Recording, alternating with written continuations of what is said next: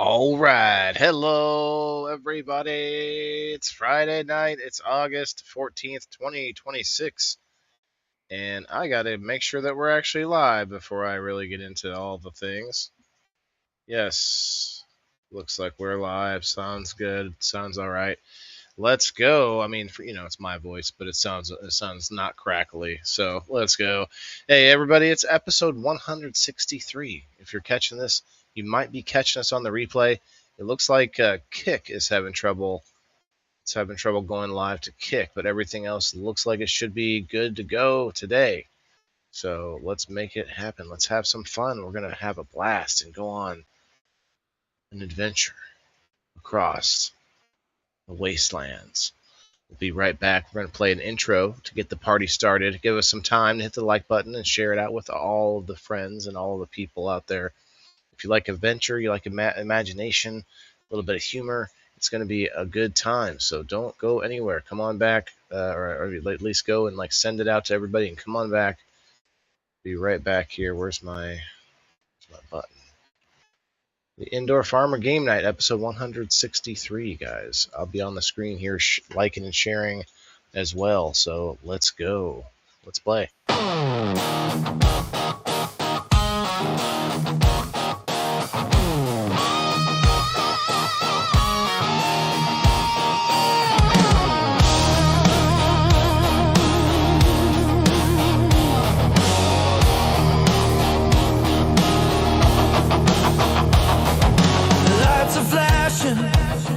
Screens are glowing bright.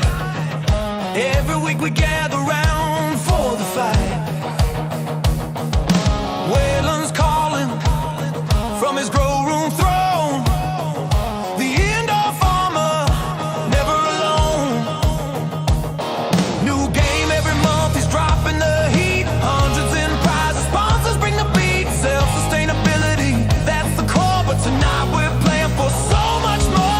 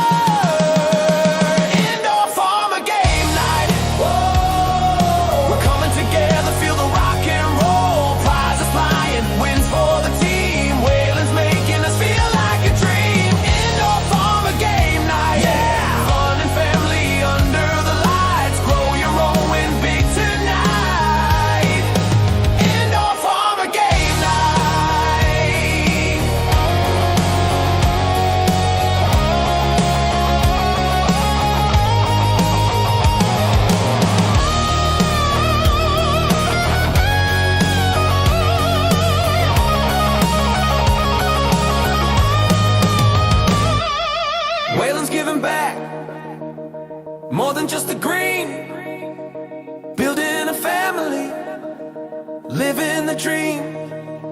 From the chat to the captains, we're all in the game. Indoor farmer forever,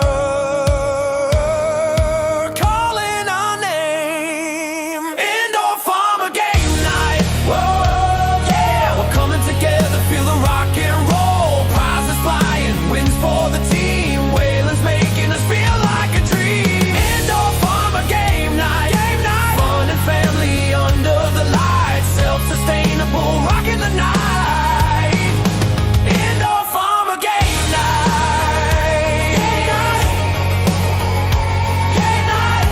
rock song captures the high energy excitement of the weekly lift show.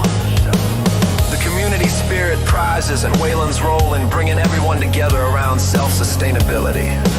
Imagine it with crunchy guitars, driving drums, and an empty chorus perfect for singing along in the chat.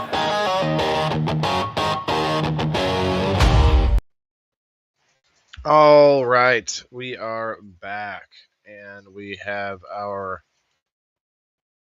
some of our players with us here. I think we're still gathering everybody together. What's up, everybody? It's episode 103 for Farmer Game Night, and we've got at least 5 people with us because I'm playing this week, and we've got I guess round 2 or a second chance to give this a try, where we're playing D&D. We're using We can count 6 AI. because Andrew and Don are a team. Correct. That's 6, and then I think we're supposed to have Shauna come in, and I don't know if Weedworm is coming or not. He had said he would play. Hello, Kim. Hello, everybody. I see you in the chat. Come on in. Bring it in. Hit some tags. Tag a friend. It's going to be a good time. Get ready for some gut busting time. Don't I hope like if you had stitches recently, or if you've had a bruise to the ribs recently or anything like that, you probably don't want to watch today's show. I'm just saying. It has been known to be a gut-busting, hilarious time. It's right now 7:10, so cheers, everybody. I'm gonna do a little dab when mine heats up. We could probably just go with this for now. Yeah, whiff. I don't know why they can't put the T. The AI doesn't hear the T, but whiff it away, AI. Okay. Here, we'll put the blue background. No, we're not going to do that because we need the chat on the screen. That's why. We're going to share the screen in here, and actually might have to wait. Let's see if Shauna's coming. Let me see if she responded. Be there soon. Okay.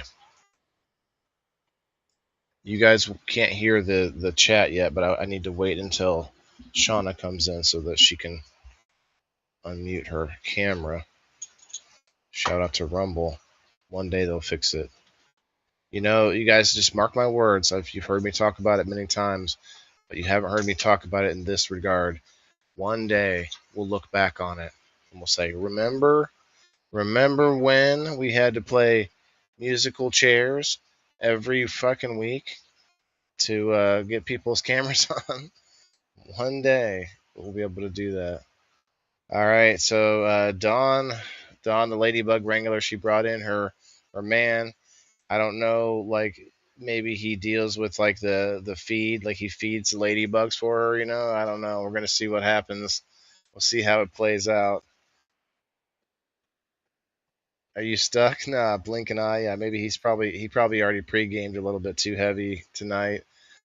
Chris, you better be fucking excited, bro. I know you, of all people, you're the only one I think who's actually played D&D here, like the legit D&D. This is not really gonna be. This isn't.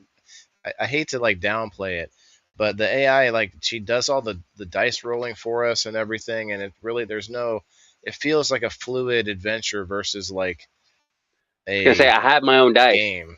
right over here. Right. Well, I can put dice on the screen. We're going to try a couple things with it. We're going to ask the AI to incorporate the dice, like to make us roll the dice. And I also need to talk to it a little bit differently because I think last week it thought I was making up the people who were with me. So the AI kept like bringing up this whole like narration for the people who were with us when it didn't need to do that because people were just actually responding. So I'm going to try to fix some of this from last week. We'll see what Shauna, see if she's in here yet. Be there soon. Boy, now you're jealous. Now you're jealous. Okay. I'm talking to people.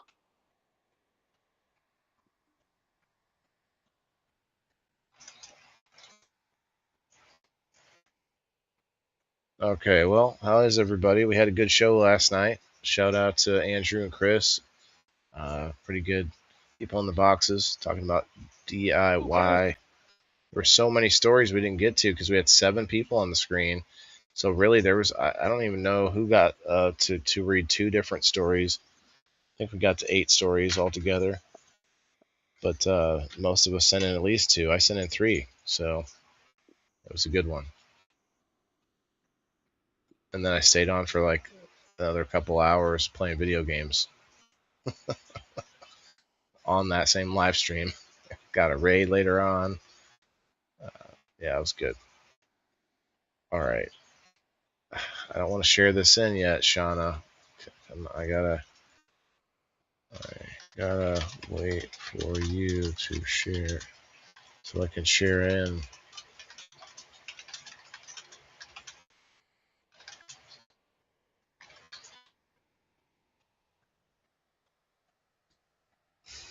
All right, there she goes. She sees it. We'll see when she pops in.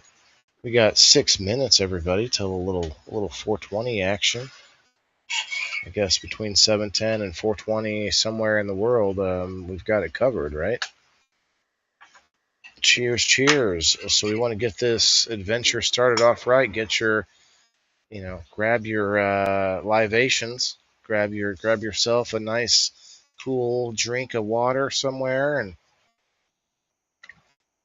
maybe a couple of snacks, and sit back and enjoy the ride we're about to have. I hope this week's going to be even more intense than last week. And you know what? Riding a giant giant cock around is pretty intense, I gotta say. So That's what the ladies say about me. This week it's going to be even more intense. Hey, Shauna's in the house. Okay. Oh, wait. Keep your camera on so I can share the audio in, unless you need a moment. I don't have a dab. I have a goober. It was on. What happened? Okay. There it is. Yep. Don't touch it. All right. Let me share in the audio or the screen, I guess. It's too sensitive. Yeah. Don't touch it. Said big cock, and then it was like, oh no, be careful. Okay. We'll switch it to this screen, and I'm gonna move us all around here. So today we have more people than we had last week. Shauna, if you could, I don't know if I have Weedworm as a friend. He said he wanted to play. It's not a big deal if he doesn't. Okay, hold on. That. Send it to him if you want. I don't know if he has a phone or a computer, but if he's got a phone, might take him a little more effort to get on. Weedworm.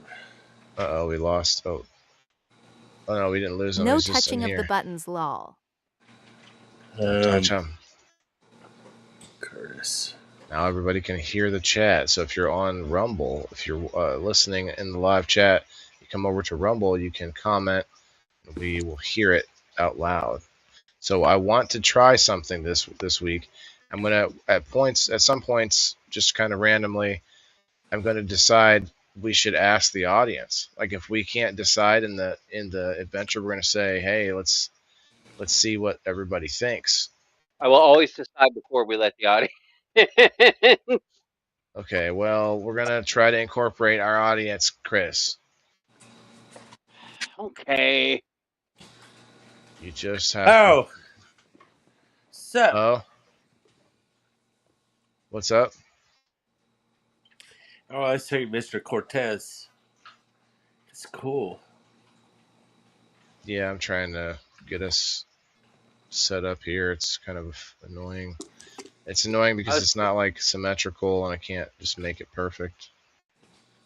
I was playing Beans with a Z, is D&D thing one time, and we let the audience pick, and for the first time ever, everybody in the party died. I'm just saying. That idea. We need to involve the chat. Thank you, Don. Well, I don't know about that one. That one sounds more like legit D&D, Chris. This is not that. He stopped and he was shocked. He's like, "This is the first time that anybody's ever died, and your whole party died." And I was like, "Yep, that's what happens." Sounds like causation. Okay, that's good enough, I guess. What did he? Did you think he's gonna come, Shauna, or no? I messaged him. I was waiting on him too. Okay. Well, what we can do is we can pull up the AI. He's green right now, so gotta pull up the grok. Pull up the grok. Okay.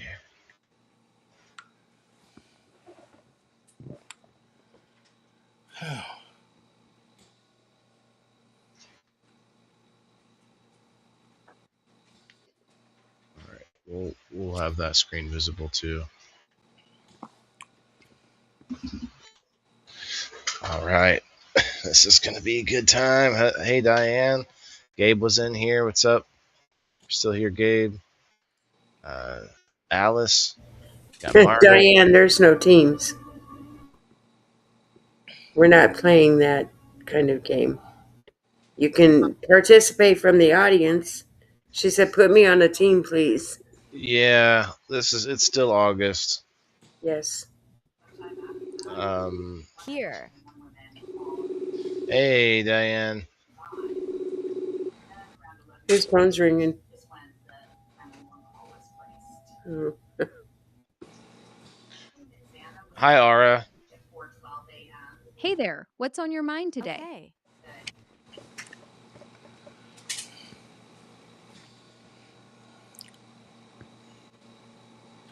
Okay, I got it muted.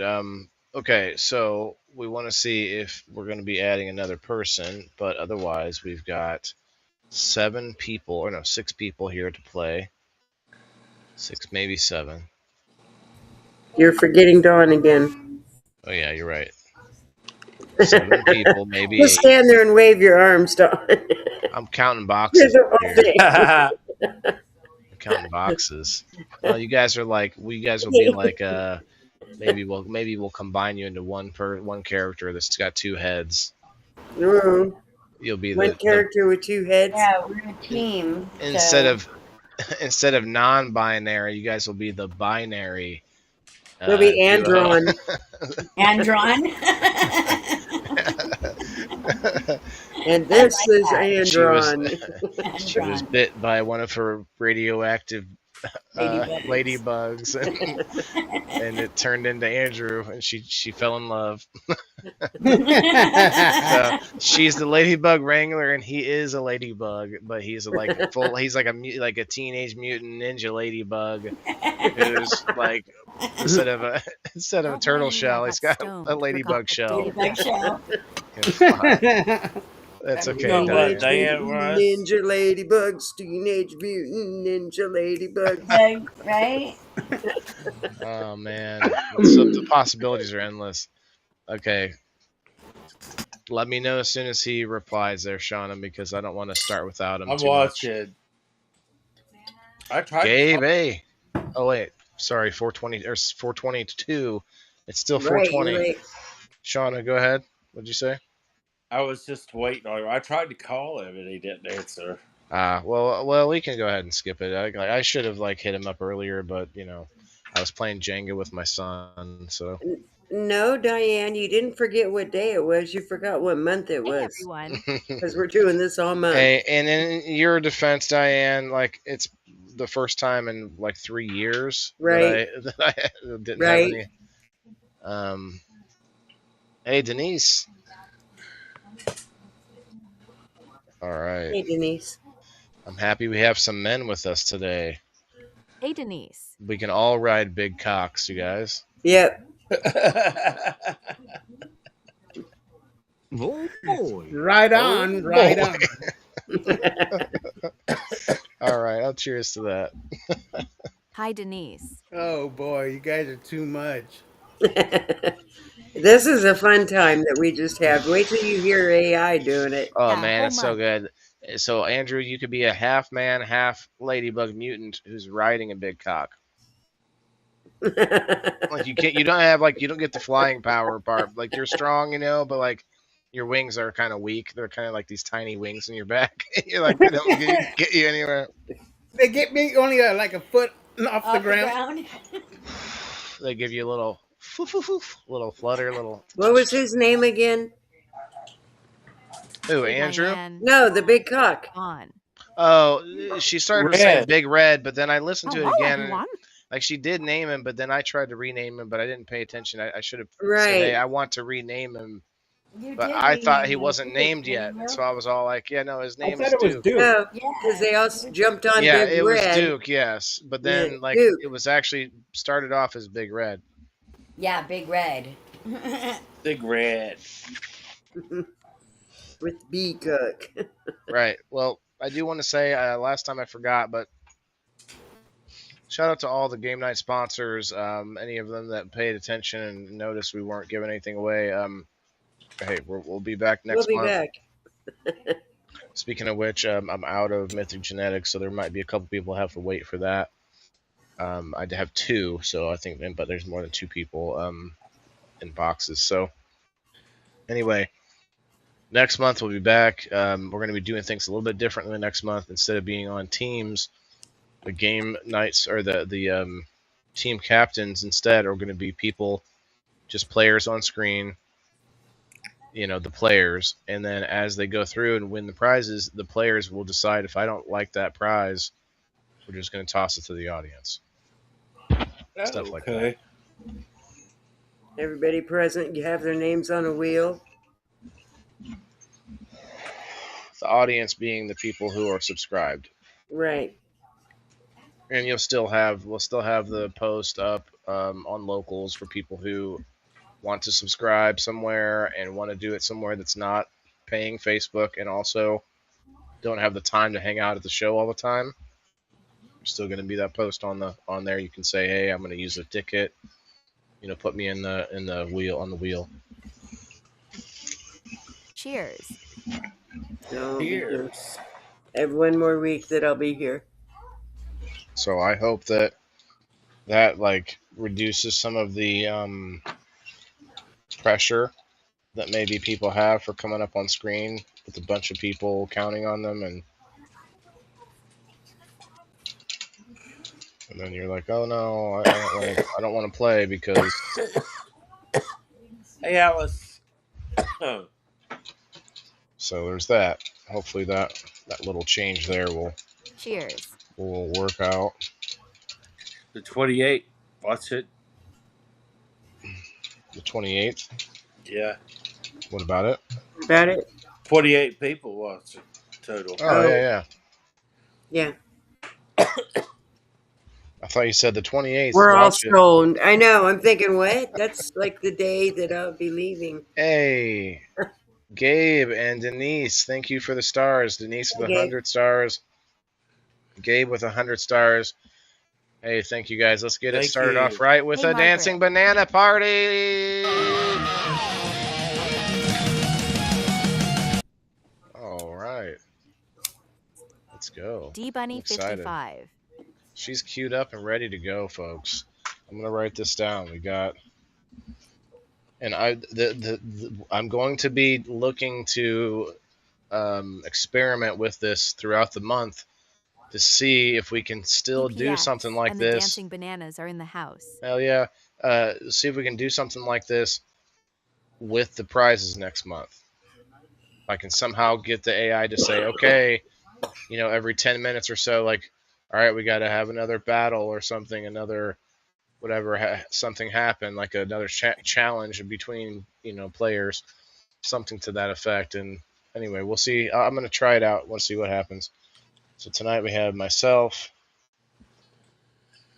We've got Brenda. We've got Chris. We've got Andrew. We've got Dawn. We've got Kristen.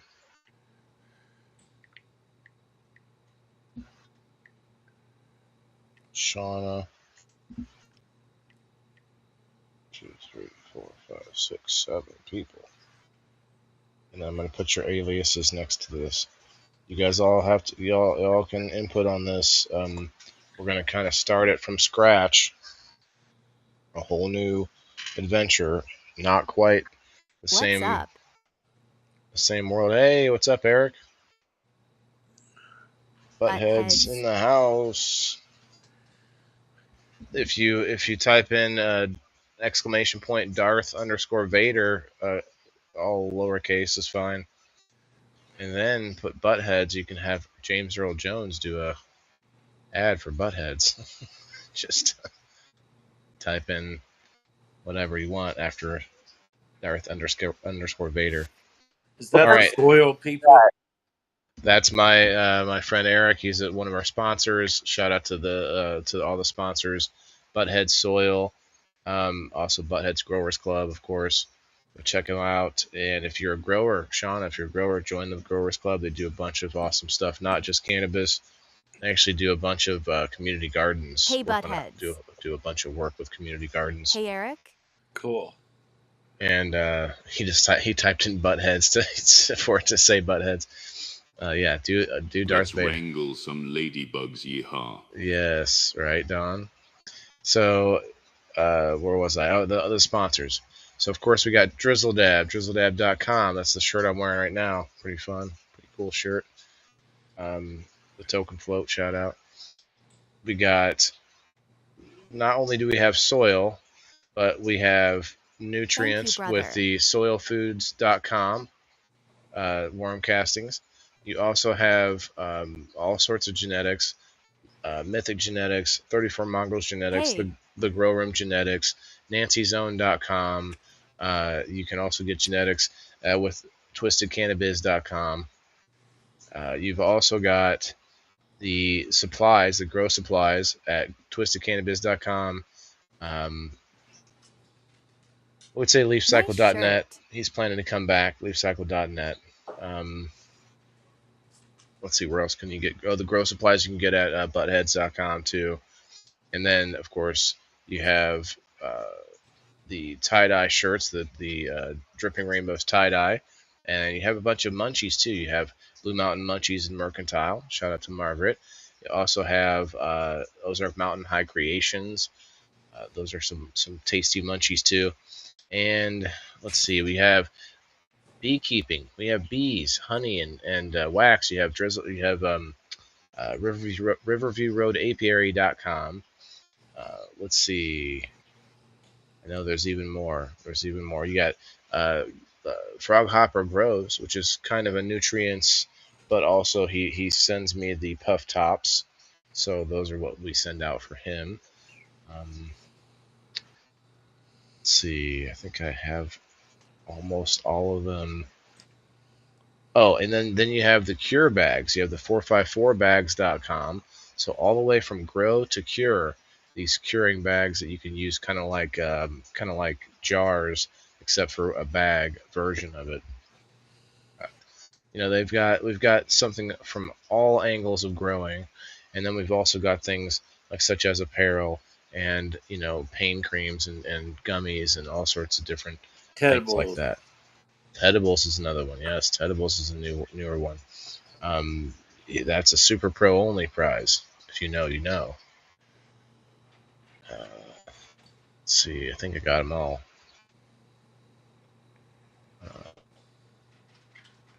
Yep. I mean, like a whole bunch of past ones are running through my mind, but yeah, quite a few current ones that are all within the growing realm, but it doesn't have to be. And if you're a non-grower, maybe you have a friend who's a grower, and you can give them a trade. Maybe they can be happy, and you get a good deal, and they give you some money. They give you like a half price or something. You make some money on those things.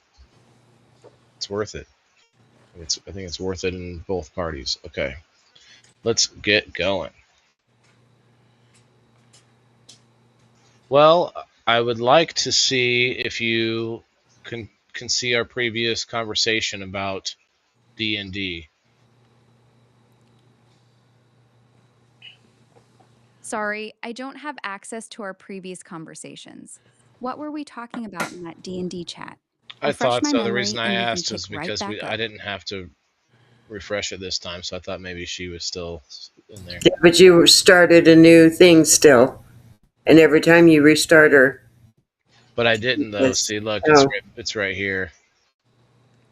It's right. Well, you can't really see it in that smaller box, but it's still there. It's just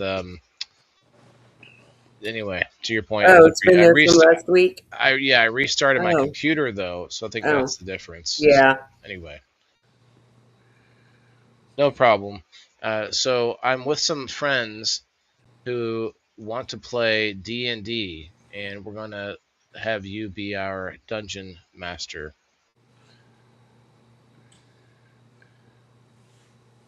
Oh, I love that. All right, let's do this. I'm your dungeon master now.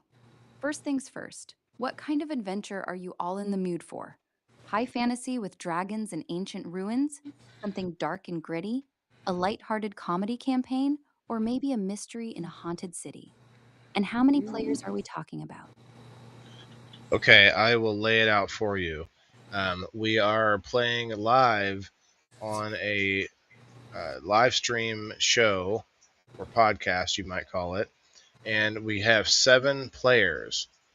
There are 7 of us. Myself, Wayland the indoor farmer. We have Brenda. We have Kristen. We have Andrew. We have Dawn. We have Chris. And we have Shauna. And we would like to play a post-apocalyptic scenario where we are all banded together in a community to survive. We call ourselves the WTIF Community, and we have learned to grow indoors to protect ourselves from the environmental hazards.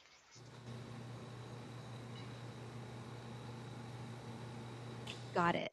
So, 7 players in a post-apocalyptic survival campaign. You're the WTIF community, Waylon the indoor farmer and his crew, all living together in a fortified indoor growing facility, trying to survive By the a way, she ruined said world. Wayland, I the love the indoor vibe. farmer. Think Fallout I meets The know. Last of Us, but with a strong Probably going to focus make Dawn a on guy. indoor farming and rebuilding. Quick setup question so I can build this world for you guys. What kind of apocalypse are we dealing with? Nuclear wasteland? Toxic environmental collapse? Fungal plague? Or something else?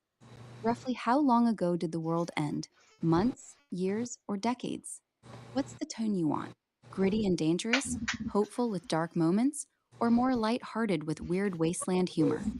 Give me those 3 things and I'll open with a strong scene to kick off your first session. Okay, so we have some choices here. Chris, I know you've got some thoughts. Let me know. But I don't know if I want to correct her or not. I guess I'll just be Wayland. Way of the land. Indoor farmer. Yeah. The whole time. You're muted, Chris, if you're talking. Quick setup questions. Damn it, Gabe. What's the tone? So do we want it to be like kind of gritty this time? Last time we kind of had a lot of humor, but I think it's still going to be funny. But we could kind of like make it a little more adult, you know? Maybe there's some blood and violence happening. You know what I mean? Otherwise, I'll get booted. So questions. Do we want there to be like a fungal plague, or maybe like I really liked the blight. The blight. I thought that was a cool aspect of Greenhaven. Right. Or like STDs, like Captain Trips and Stephen King. Okay, dude. Where your lungs fill up with fluid and you can't breathe. Did you ever read that? Stephen King. Are we gonna have any giraffes? We could ride giraffes. We found like what a the hell local, was it called? like we set up near a local zoo. Maybe if we started breeding giraffes, and like a long line of like bred giraffes. Like we're like generations down the line of, of people breeding giraffes. Okay, no. Maybe, but so how far into the future do we want this? Do we want this to be like, we're talking like 2035, like, or do we want to say like all of us are living hundreds of years later? Like, are we We'd talking? have to. The Well, year I think that we 3000. survived. Say again, Brenda. I would think that we survived whatever happened and banded together.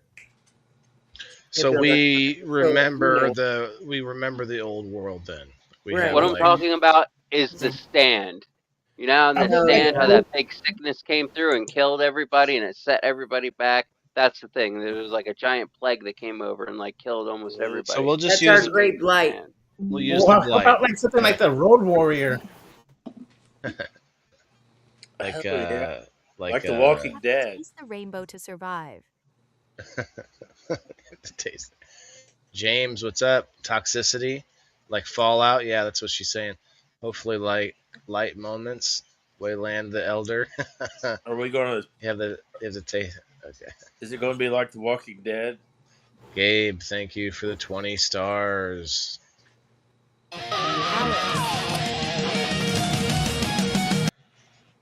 We can make it like The Walking Dead. Do we want zombies or like blight zombies? No. So we're gonna. I'm gonna say. Do we want to call it Greenhaven again? Is that like our nostalgic name now? Kristen's like, yeah, I want Greenhaven. Yeah, I like I can Greenhaven. just see Yeah, I it. like I can see it in your eyes. I want Yep. Greenhaven again. We just have a different adventure in Greenhaven. Okay, we'll pick That's it cool because I live on Greenbrier. Okay, our little settlement is going to be called Greenhaven. Got it. And Greenhaven. we all remember the old world, so this is probably set in the year 2032,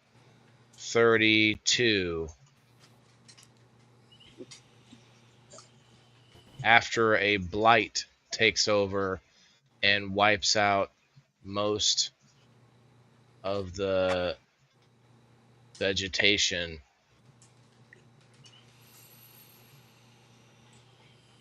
Got it. So Greenhaven is a fortified indoor farming settlement in the year 2032. Year Just a few 3000. years after a devastating blight wiped out most of the world's vegetation. Everyone at the table still clearly remembers life before the collapse. Electricity, grocery stores, the internet, all of it. That gives us a perfect mix of fresh trauma and lingering hope. Here's your opening scene. It's early morning in Greenhaven. The hum of the grow lights fills the massive converted warehouse that you've all turned into your home. Your hydroponic gardens are thriving. Rows of leafy greens, tomatoes, and herbs that represent your only reliable food source in a world where nothing grows outside anymore. But something's wrong. The water recycler is making a strange grinding noise, and the pressure gauge is dropping. Without clean water, crops and your community won't last a week. We're not doing that one. Wayland, as the indoor farmer, you notice it first. The rest of the group, Brenda, Kristen, Andrew, Dawn, Chris, and Shauna, are just starting their morning routines. What do you do?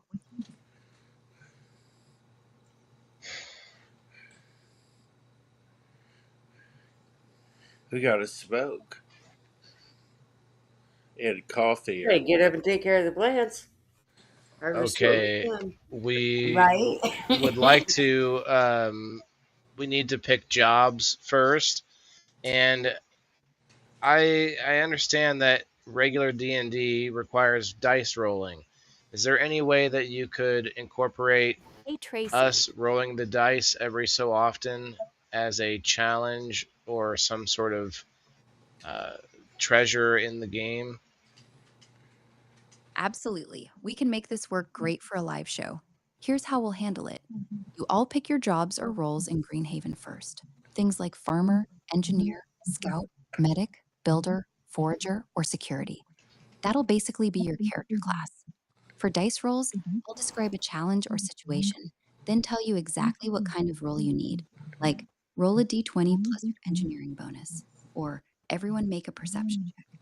Since we're doing this live, you can each have a physical die or use a dice app on your phone. When I call for a roll, you'll roll it on stream, tell me the total, and I'll tell you what happens. Sound good? Go ahead and pick No. your roles in the community, and we'll get started with that water recycler problem. Oh yeah, we still got to do the water recycling plant. We made it in there, but we didn't fix anything. I had We to sent in mute her. myself. Actually, we did take care of that one. That Yeah, journey's over with. Kristen sent in So her little thingies into the water. yes, we took care of that. We took care of Hey, that problem. Tracy. And sucked So out all the crap. do you guys want me just for fun to get her to come up with some randomized like classes and we could pick from them? Or do you guys have an idea of what you would want to be like in general? I want to be a blacksmith. Like an engineer, blacksmith type Yeah, there person you go. making That things, helps work on like things, build things. kind of building things. Yeah, the builder, a I'll builder. be the medic. Okay, like a healing type person. Okay. I want to be the herbalist. And we can use magic, this is like Oh, okay. So I this want is to like be. imagination, so we can whatever. I want to be a fairy then. You want to be like Oh, You have I to love have that. like a working character. Somebody that. What are you gonna do in the so community? she could be she could be a part fairy, like a herbalist, but part fairy. herbalist like- fairy. Yeah, like no, Okay. like she could be an herbalist who is part fairy, like has part fairy blood, I and want then to be that gives her, cannabis grower fairy. You still like that? Okay, but you want to throw fairy in the mix this time? Yeah. Okay, Yeah, you and Dawn are like cousins, or maybe That's right. got it. Okay. We're getting a backstory now. We're getting a little backstory. Chris, you're muted, but what do you play? The Bard, the Joker? What do you play? No, just be a wizard. A wizard, okay, but what Wizard. kind? You have to tie it into the story somehow. Think of a post-apocalyptic survival wizard. What type of wizard would it be? Maybe like the occult, or maybe you're you're like a Planetary. technology wizard, or some kind of something about like the old world, like a Planetary, Technology. yeah. Well, planetary Planetary. wizard. What does that mean? Yeah, Yeah. you could draw energies from different planets and different stars depending on their alignment and times of the day and or night. So like a astrological sort of like wizard. Yeah. Okay. So like you Sprinkle some fairy dust so like around. for fun, and like a funny part of the story is like you're always going around everyone like asking everyone what their sign is, like all the time. That's like a constant thing all the time. What's your sign? And you're like, stop asking that. You're like, I can pull Those power are the from it. I dudes that promise. the wizards like- back in the day, the high magic they used to go to because they had to have like certain rituals at certain times and they had to calculate everything by the stars. It was crazy the amount of knowledge that they had then of the universe. Okay. Well, I'm with it. Okay, so. that sounds just like you, Chris. Okay. I Okay, really we like. want to work on some of the backstory, but wait one moment. Go ahead, Kristen. I was gonna say I would like to be like all the like water stuff I had for the last one, plus a mermaid. Ooh. So you want to be, instead of a fisherman, you want to be just like a water sprite with mermaid nymph. DNA or something. Like, what do you do? Yeah. with Mermaid. Yeah, Or do so you wanna like be- water Have a water mermaid. mermaid? Yeah, like okay, Yeah, so you're part mermaid, but you can live on land, and Yes. you are like water like treatment, like So, like, you run our water treatment facilities in You town. swim in right? a sea full of piss She wants because all all the the animals things she piss had into last the time. ocean. Okay, she wants all the same like ability to control the Right, but she wants to be able to become a mermaid if she needs to be. You're like Yeah. Miss When she Golden gets Shower. in the water, she turns into a mermaid. But when see. she's on land, she walks with us. Okay, I'm getting this now. Fairy dust makes the garden grow. Okay, Is that right, Kristen? Yep. Thank you, Brenda. Okay. I think I got it. Okay. So I want to let you know the people that I have run down on so far. We have Shauna, who is the cannabis grower. She has mixed DNA. She has some fairy DNA, made close to 50%, but we're not really sure since it's the post-apocalypse. And so in her family, she's related to Dawn, who also has fairy DNA. And so they're both part fairy with various fairy abilities that may develop throughout the adventure. Now, we also have um, Andrew, who wants to be a engineer type uh, builder, maybe blacksmith of the community. Dawn wants to be an herbalist fairy, right, Dawn? Yeah.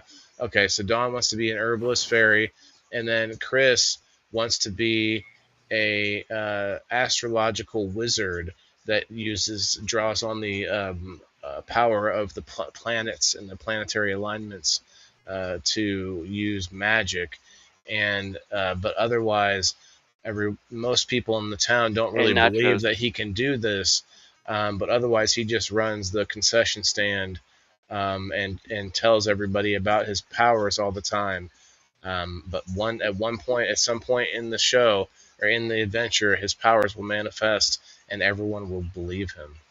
And then we have Kristen, who is part mermaid. She has mermaid in her family, and she runs our water treatment plant in the town. And she has the ability to get in the water and turn into a full mermaid for a time period, and she has control of different underwater and sea creatures, including Bubbles, the sea horse. Got it. This is awesome. So here's what we have so far for Greenhaven. Shauna, cannabis grower with 50% fairy DNA, related to Dawn. Dawn, herbalist fairy, also with fairy blood. Andrew, engineer, blacksmith, builder. Chris, astrological wizard who runs the concession stand. Nobody believes his powers work, yet. Kristen, part mermaid who runs the water treatment plant, can transform and command sea creatures like Bubbles the seahorse. That leaves you, Wayland, and Brenda still to assign roles. Want to tell me what you and Brenda do in the community before I weave all this into the opening scene? I just patch you all up when you come back from fighting the Walking Dead.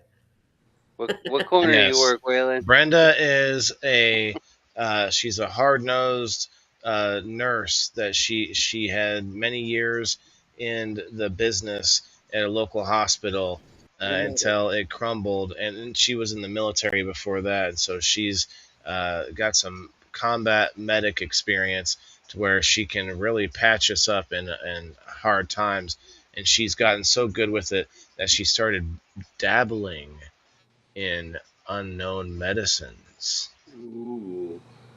Perfect. So Brenda is our battle-hardened combat medic and nurse who started experimenting with unconventional medicines. That just leaves Yeah, you, like ketamine Wayland. and shit. What's your official Waylon, dancer, I got Thailand. experience with that. community leader or something else? Waylon, dancer, In the Thailand. coma, they just keep pushing the ketamine button every time I started to wake up. I'm the reluctant leader of the community who just saw ahead of time what was coming and had a little bit of something started out already, a little teeny little homestead with a farm and an Microgreens. idea and some microgreens I had a building with a farm and I had a podcast called Wayland the Indoor Farmer, and I was trying to learn how to become more self-sustainable Sprinkle, sprinkle. when bam, everything hit the fan.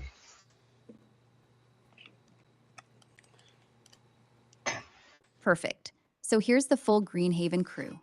Wayland, reluctant leader and indoor Wayland. farmer, the one who saw it coming and had the original setup that became Greenhaven.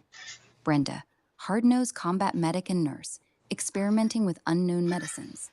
Kristen, part mermaid water treatment specialist, who can transform and command sea creatures. Andrew, engineer and blacksmith. Dawn, herbalist with fairy blood. Shauna, cannabis grower, also with fairy DNA.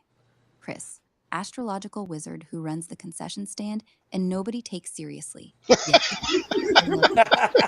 ready for me to open the scene with all of you together? Where'd Don't that come worry, from? man. Your time will come. Your Where'd that time will come come. from? Your time will come. Seriously. You're gonna be like, fuck you. I'll watch this, and then Did I mention my Fireball will monster come out cock? here. Because he did put that in the storyline until all of a sudden I, you use it and we all become, oh, wow, you know.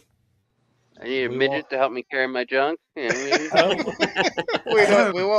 We won't oh know well. when. We won't know when, but you will get Well. your time. You should have heard what she was saying about me last week, Chris.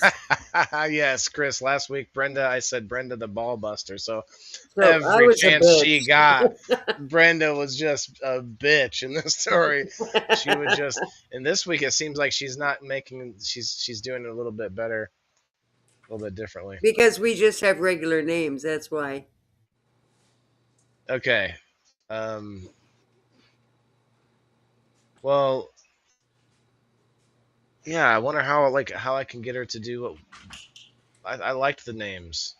You could You know, like. tell her our personality types. You could do like that or Or something, just you like know. give everyone colorful names that have to do with their their backstory and their jobs. I was That's kind of combat what they were. hardened anyway. That's So true. I have a feeling she's going to keep up with me in the story. Okay, don't forget that Shauna and Dawn are cousins, and at times they'll be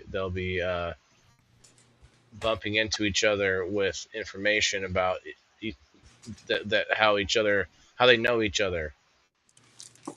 Got it. I'll make sure Shauna and Dawn's cousin relationship comes through naturally in how they interact. Yeah, that's it. So, and there's no So D I at the also end of would my like you name. to come up with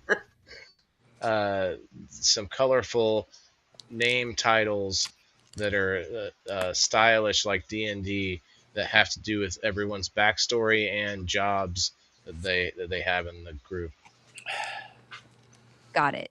Here are some flavorful D&D style titles for everyone. Wayland, the reluctant warden of Greenhaven. Brenda, the battle-worn apothecary. Kristen, the mermaid warden of the depths. Andrew, the iron-forged architect. Dawn, the verdant fey herbalist. Shauna, the blossoming cannabis oracle. Chris, the unbelieved star weaver. Want me to tweak any of those, or are you ready for the opening scene now? I like big butts. The Star Weaver. Should we just call you the Star Weaver, Chris, and tell her to drop the unbelieved? I like big butts, but I No, cannot that's in lie. the storyline. But I don't think he would call himself "I'm the unbelieved Star Weaver." Yeah, but she's giving a little back, I see. you know, backstory. Well, it's not. with She's it. not doing it like she did last time. No. But it's Yeah. it's a little different, but actually feels a little bit more solid the way that she's setting it all up. Mhm. Actually knows everybody who's here, and It's I told her magical. because I told her that we're in a live show, and I Right. think she's treating this a little bit differently now, which makes And I'm sense. magical.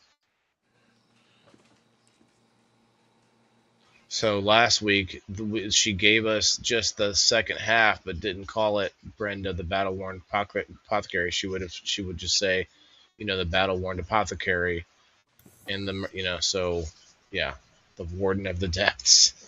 You could have been like the water treatment gal. Okay, But she controls them all, so right. she basically is. Okay, we need to discuss my abilities as the reluctant warden of Greenhaven, who has cultivated and tried to learn many different forms of self-sustainability. I'd like to have some sort of farm animals that are well trained. Can you give me any options? Here are some Llama. cool post-apocalyptic flavored farm animal companion options for you as the reluctant warden. Radiant chickens. They lay glowing eggs that chickens. give off Oh. soft light. Oh, Perfect for glowing your indoor eggs. setup.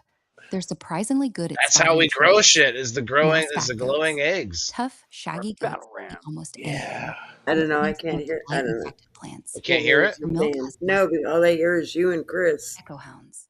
Smart dog-like My creatures. volume's like almost all the way up. It is kind of low. Can you turn Yeah. her up? Low fast breeding. Oh, it is Their turned fur down for some naturally reason. repels insects, and their droppings make incredible fertilizer. Which of these sound good to you? Or do you want me to come up with I'll more see options? if I can go up any higher.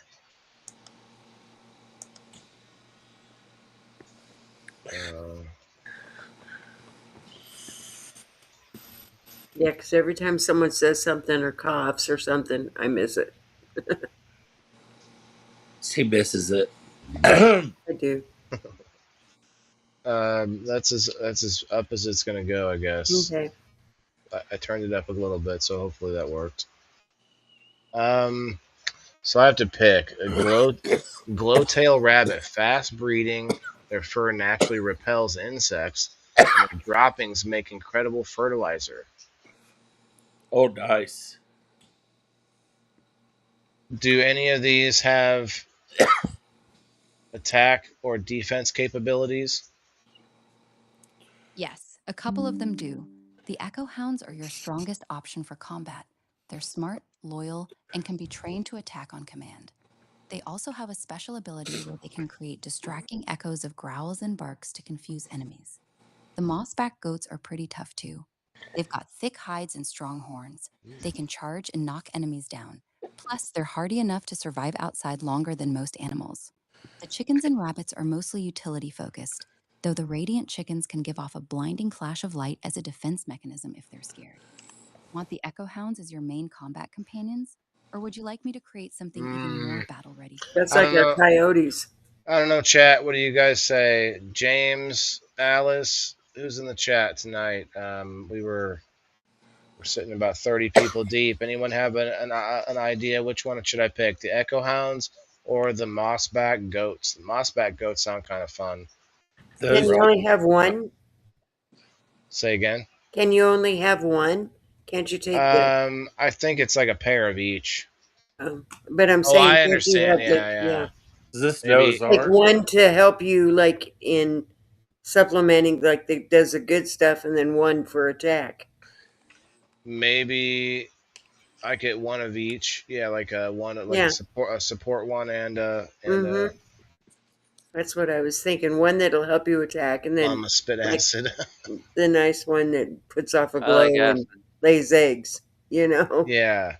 So the rabbit, I forgot what the rabbit's utility was. It repels insects. We can't. Hey, We could take that this time because we don't have the ladybug wrangler can with we us. eat them? Rabbits? Oh yeah, they breed fast. I just keep growing them. They fuck like around. Okay. Maybe that'd be a food source on the trip.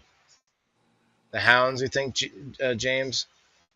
The echo hounds kind of sounds fun, except until they start echo barking at night when we're trying to sleep. Yeah, but they wouldn't bark unless something was coming. They're well trained. Yes. Echo hounds for And attack. loyal But companions. the goats would be good for attack too. Mm-hmm. And they'd eat our trash. We need night vision. Yeah, dogs don't really have night vision.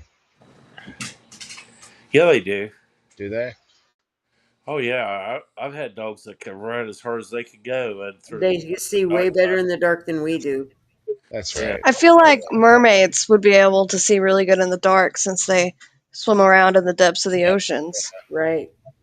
And fairies, because we fly around. Well, for defense, you can Magic. always drink goat milk too. Yeah, that's true. Super Hold on, Yeah, goat but milk. your fairies have to shine a little light when they go. They have a light.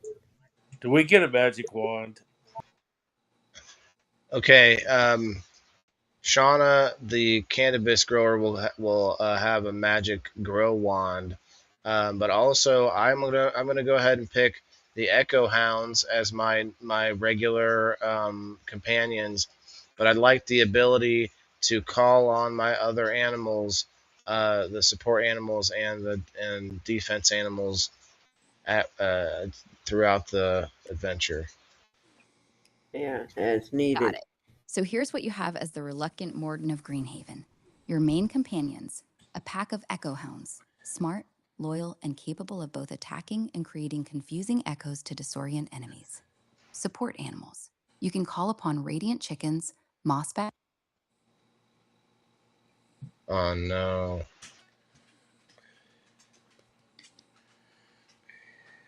What's wrong? Everything okay? Oh, you just stopped reading the prompt, and I was worried that I'd have to refresh. But go on. Do I get an animal? Got it. No worries. Picking up right where I left off. So here's what you have as the reluctant Warden of Greenhaven. Your main companions, a pack of echo hounds, smart, loyal, and capable of both attacking and creating confusing echoes to disorient enemies. Support animals. You can call upon radiant chickens, massback goats, and glowtail rabbits during the adventure when you need them. The chickens provide light and can flash to blind foes. The goats are tough tanks with strong charges, and the rabbits produce excellent fertilizer that can help emergency crop growth. Shauna's magic grow wand. She'll have a special Can we wand that eat the enhances. rabbits when we want to, since they reproduce fast? Yeah, absolutely. The glowtail rabbits breed quickly, so you can use them as a Gabe, thank you sustainable for meat the source when 20 supplies get low. stars. Their meat could even have a slight magical property since they're tied to a fire magic. Maybe it gives temporary buffs like increased stamina or minor healing when eaten. Want me to add any specific flavor to how they taste or what benefits they give? Doesn't everything taste like chicken? No, we usually we flavor our food using the herbs from Dawn's berry herb garden. Perfect. Yeah. So Dawn's berry garden gives you all kinds of flavorful herbs Berries. and berries to season the rabbit meat. I said That fairy works out garden. nicely. All right, I think we've got enough Hey, to we'll see you start. later, James. Want me to open the first scene now with everyone in Greenhaven? I think Thank we're you, good. James. Do you want some kind of animal, Chris? Oh, we also happen to be near a local zoo when the collapse happened, and part of our little community is the zoo animals, and we just happen to be able to breed giraffes. So at this point in the future, we have started giraffe breeding to ride giraffes on our adventure. Got it. So Greenhaven also has a small herd of rideable giraffes that you've been breeding since the collapse. That's actually really cool for a post-apocalyptic setting. Yeah, it is. Want me to add the giraffes into your available mounts? Or do you want them to be rare and special, like only a few people in the group can ride them right now? They will be available for anyone in the town that has to go on vital missions. And tonight, that means everyone who we've listed so far. Chris, did you want an Got it. animal? So all 7 of Like them, a Wayland, parrot that Brenda, like Kristen, Andrew, hangs Dawn, out on Shauna, your and shoulder. Chris, Or will a be little heading out monkey, little tonight on tiny Giraffe monkey. back for a vital Oh, mission. yeah, monkey. Ready for me to set the opening scene with all of this incorporated? Dawn One is last boiling thing. Captain Crunchberries. We have Chris, whose name is Extra Crispy, and he has while he's working the concession stand, he has a tiny little monkey that hangs out on his shoulder that kind of helps him out and works for him, and is kind of like his familiar. Got it. So Chris Extra Crispy now has a tiny monkey familiar that hangs out on his shoulder while he works the concession stand. Anything else before I set the It opening plays scene with with his the whole hair. crew?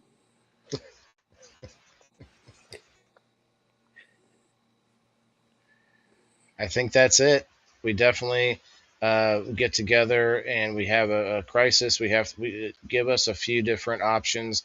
I think we already did one where we saved the water treatment plant. So what other options might you have? We have to find lighter fluid.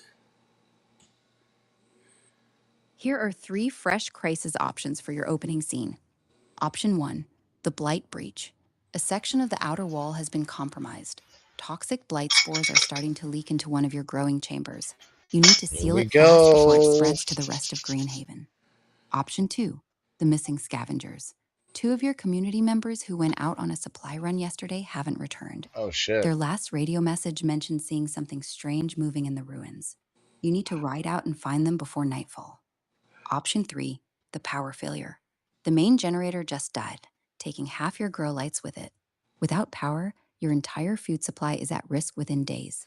You'll need to venture into the nearby ruined city to find critical replacement parts. Which one of these sounds best to kick off your first session? Or want me to give you more options? All right, team. Chat, what do we think? We got 20 What do you think people about on the the Rumble missing chat. versus Denise. that one? Hold on one moment, guys. Denise, thank you for the 20 stars.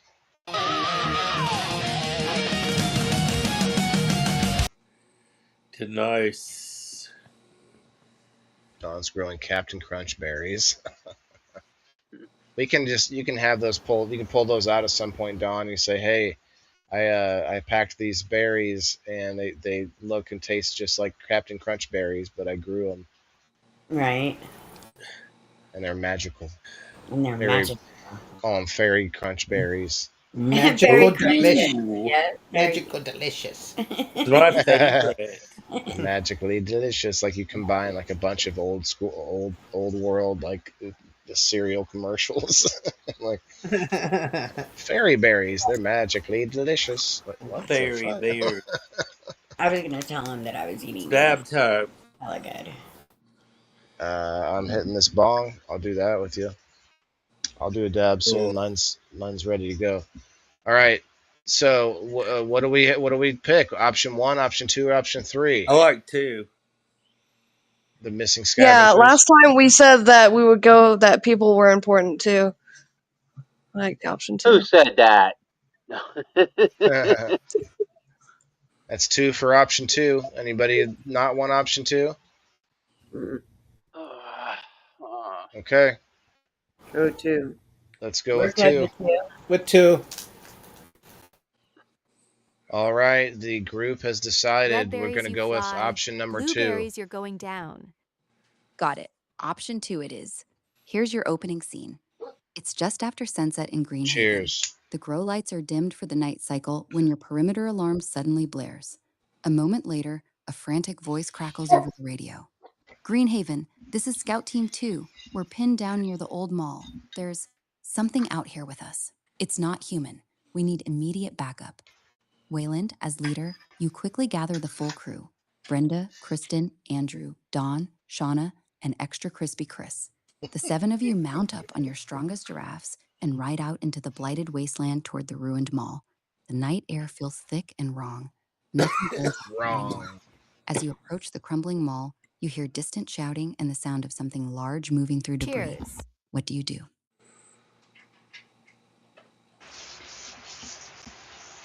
Okay. I'll go ahead and check it out. You want to do Go in there. Scope it out. Hell Yeah. no. They can can all I fly heard right is in there and something's see coming. I'm what's going stepping to on. the side, hiding in the shadows. So Chris is a coward. Go ahead, Brenda. What? I said they You guys can go get fly. eaten up first. Brenda, go ahead.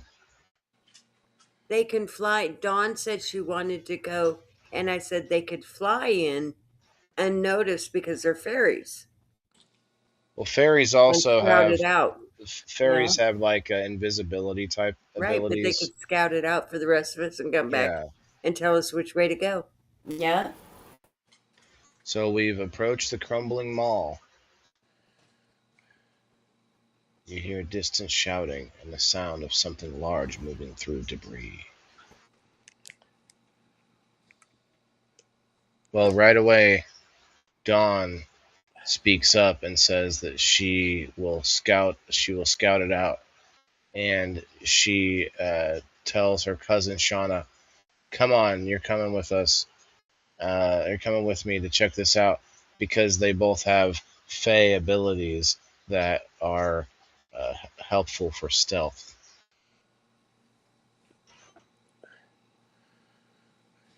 Got it. So Dawn immediately volunteers to scout ahead and drags her cousin Shauna along with her, using their shared Fey abilities for stealth. Dawn and Shauna, roll a stealth check, both of you. Let me know what you roll, and Okay. I'll tell you what you find as you slip through the shadows toward the old mall. Can you tell me what that means exactly, and I will help them roll the stealth check? Sure. In D&D, a stealth check is a D20 roll plus your dexterity modifier. Since Dawn and Shauna are using their Fey abilities, I'll also let them add a bonus for their fairy magic. Here's how it works.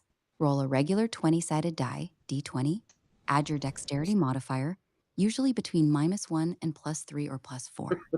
Add 2 extra for your Fey stealth magic. Tell So her just what's your roll the high for that. D20 and tell me the total number you get. The higher the better. Go ahead and have Okay, Dawn and but we Shauna beat you. didn't roll for dexterity numbers. This is Got real it. D&D. If we haven't set up ability scores yet, let's keep it simple for the live show. For now, just roll a straight D20 for both Dawn and Shauna. Tell me what numbers they get, and I'll add the Fey bonus myself on my end. Go ahead and roll. Pick a Okay, see, number now between that's 1 and 20, Dawn and Shauna. no. I'm actually gonna roll the dice so I can find them again. I had them a second ago.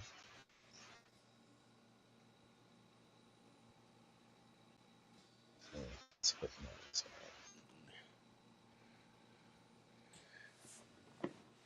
That's right. Okay, so we want multi-sided dice. We want a D20. We want 2 D20s. I'll roll. 2d10 for percentages. Denise, Shauna, thank you for the 50 stars. Denise, thank you for the 50 stars. I'll give you both a dancing banana party for them together. Elisa May, hello.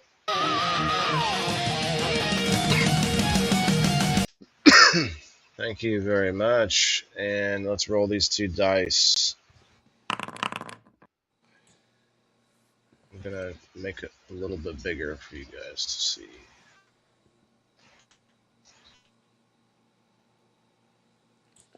So I rolled a 5 for Dawn and a 13 for Shauna. Okay, I rolled a 5 for Dawn and a 13 for Shauna. Dawn's 5 and Shauna's 13. Got it. Dawn, you accidentally step on some loose debris, making a loud crunch that echoes through the night. Shauna, however, Oh moves like no. a ghost, completely silent. Shauna, As they get closer, stealthy. Shauna sees 2 of your scouts hiding behind an overturned truck. They're surrounded by 4 strange, twisted creatures that look like they were once human, but have been horribly corrupted by the blight. Their skin is covered in dark, pulsing fungal growths. The creatures haven't noticed Shauna yet, but they're closing in on your scouts. What does the group want to do? Okay. We want to fight. Okay. As they get closer, Shauna sees 2 of your scouts hiding behind an overturned truck. They're surrounded by 4 strange, twisted creatures. Like they were once human. Okay. Alright, corrupted blight creatures. Judy chopped them. What happened to me? First, what happened to Dawn when she stepped on the twig? 2 of the blight-twisted creatures immediately snapped their heads toward the sound Dawn made. They let out a wet, guttural hiss and started moving in her direction. They're about 30 feet away from her now and closing in fast. Dawn's been spotted. Shauna is still hidden, but her cousin is in immediate danger. What do you all want to do? Fight. Where am I? Go save Dawn. The rest of the group decides to move in with some strategy and formation with all of our abilities in mind. But you have to be stealth. Got it. Here's how it plays out. Very The stealth. group moves in with a coordinated plan. Brenda and Waylon take the front on their giraffes with the Echo Hounds, Throw ready to blueberries engage at them. directly. They will go Andrew down. and Kristen position themselves to support from the sides, while Chris hangs back near the concession wagon. As you all charge in, the 2 blight creatures that were heading toward Dawn Alice. turn to instead. Roll for initiative. Everyone roll a d20 and tell me your totals. We'll go in order from highest. Chris hangs back by the concession wagon.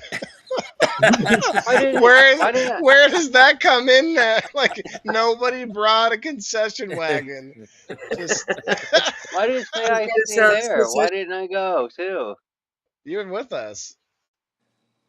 You just Then you we had didn't Why to did you go. burn say one. No. You didn't listen, Chris. Shauna and Dawn went ahead to scout because they have stealth powers. The rest of us, you, me, Kristen, and Brenda, are hanging back. We're hanging back.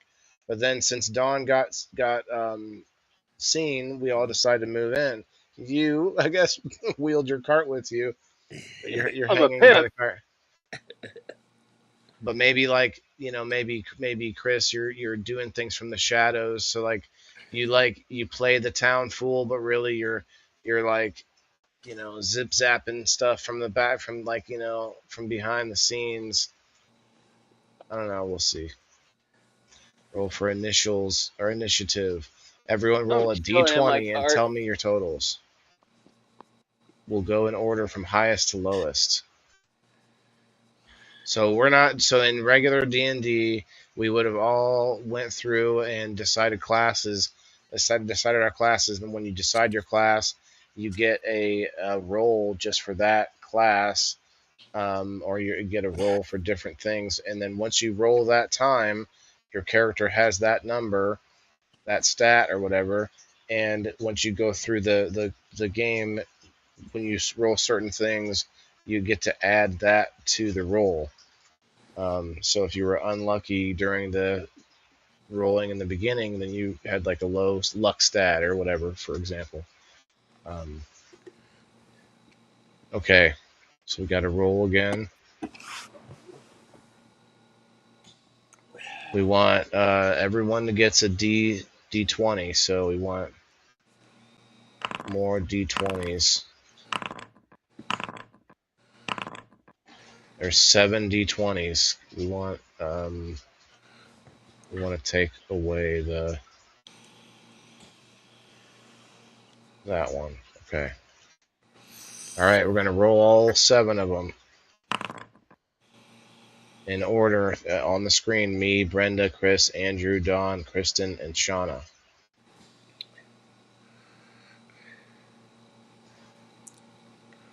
Chris got a 19. Oh, who rolled a 20?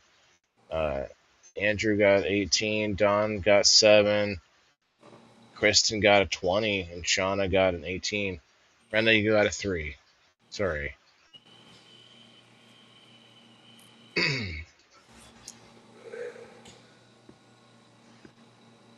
Okay, you wanted us to roll for all 7 players, correct?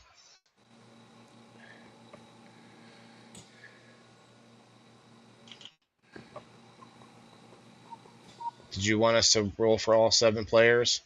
Oh no, I have to reset.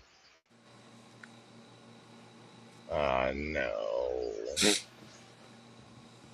Did you wipe it out already? I didn't wipe it out. It's just not working anymore. Because I find out when after I use my for a little bit, it just like loops.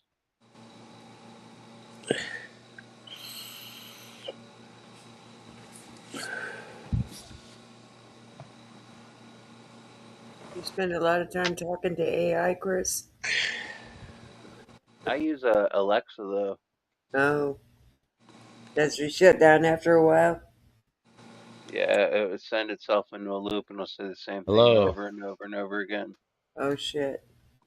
Gabe with the 20 stars. Gabe, thank you for the 20 stars. Oh man, we're gonna have to start all the way over, but I guess we kind of know and kind of feed it all the information. I didn't think this was gonna happen again. This is Didn't it do ridiculous. this last time? Yeah, I didn't think it would just do that. Gabe Gorge with 100 stars. Thank you. Maybe doing this might fix it. Ready. Denise with 100 stars. Gabe with 100 stars. Thank you. Here, let me play this while I'm reconnecting.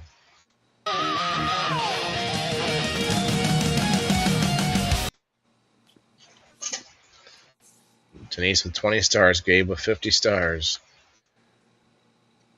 And it doesn't want to reconnect. Damn. Game Gordon's with it at 69 We stars. just got to our first fight. Yeah, but I'm surprised they don't have a stars party going on. Damn, I was hoping to patch some people up. Right. Hello. Hey there, I'm Leo, your storyteller for this Oh, post-apocalyptic jeez. adventure. What kind of story would you like to hear tonight? Can you see the story that we were just in?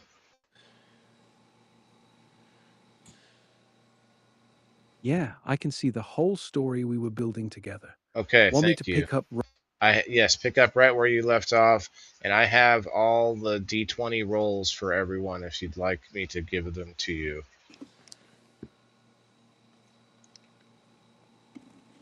Sure, go ahead and give me all the D20 rolls for the group. Another I'll 50 incorporate them into the stars. story and keep going from where we left off. Okay. Waylon rolled a 12. Brenda rolled a 3. Chris rolled a 19. Andrew rolled an 18. Dawn rolled a 7.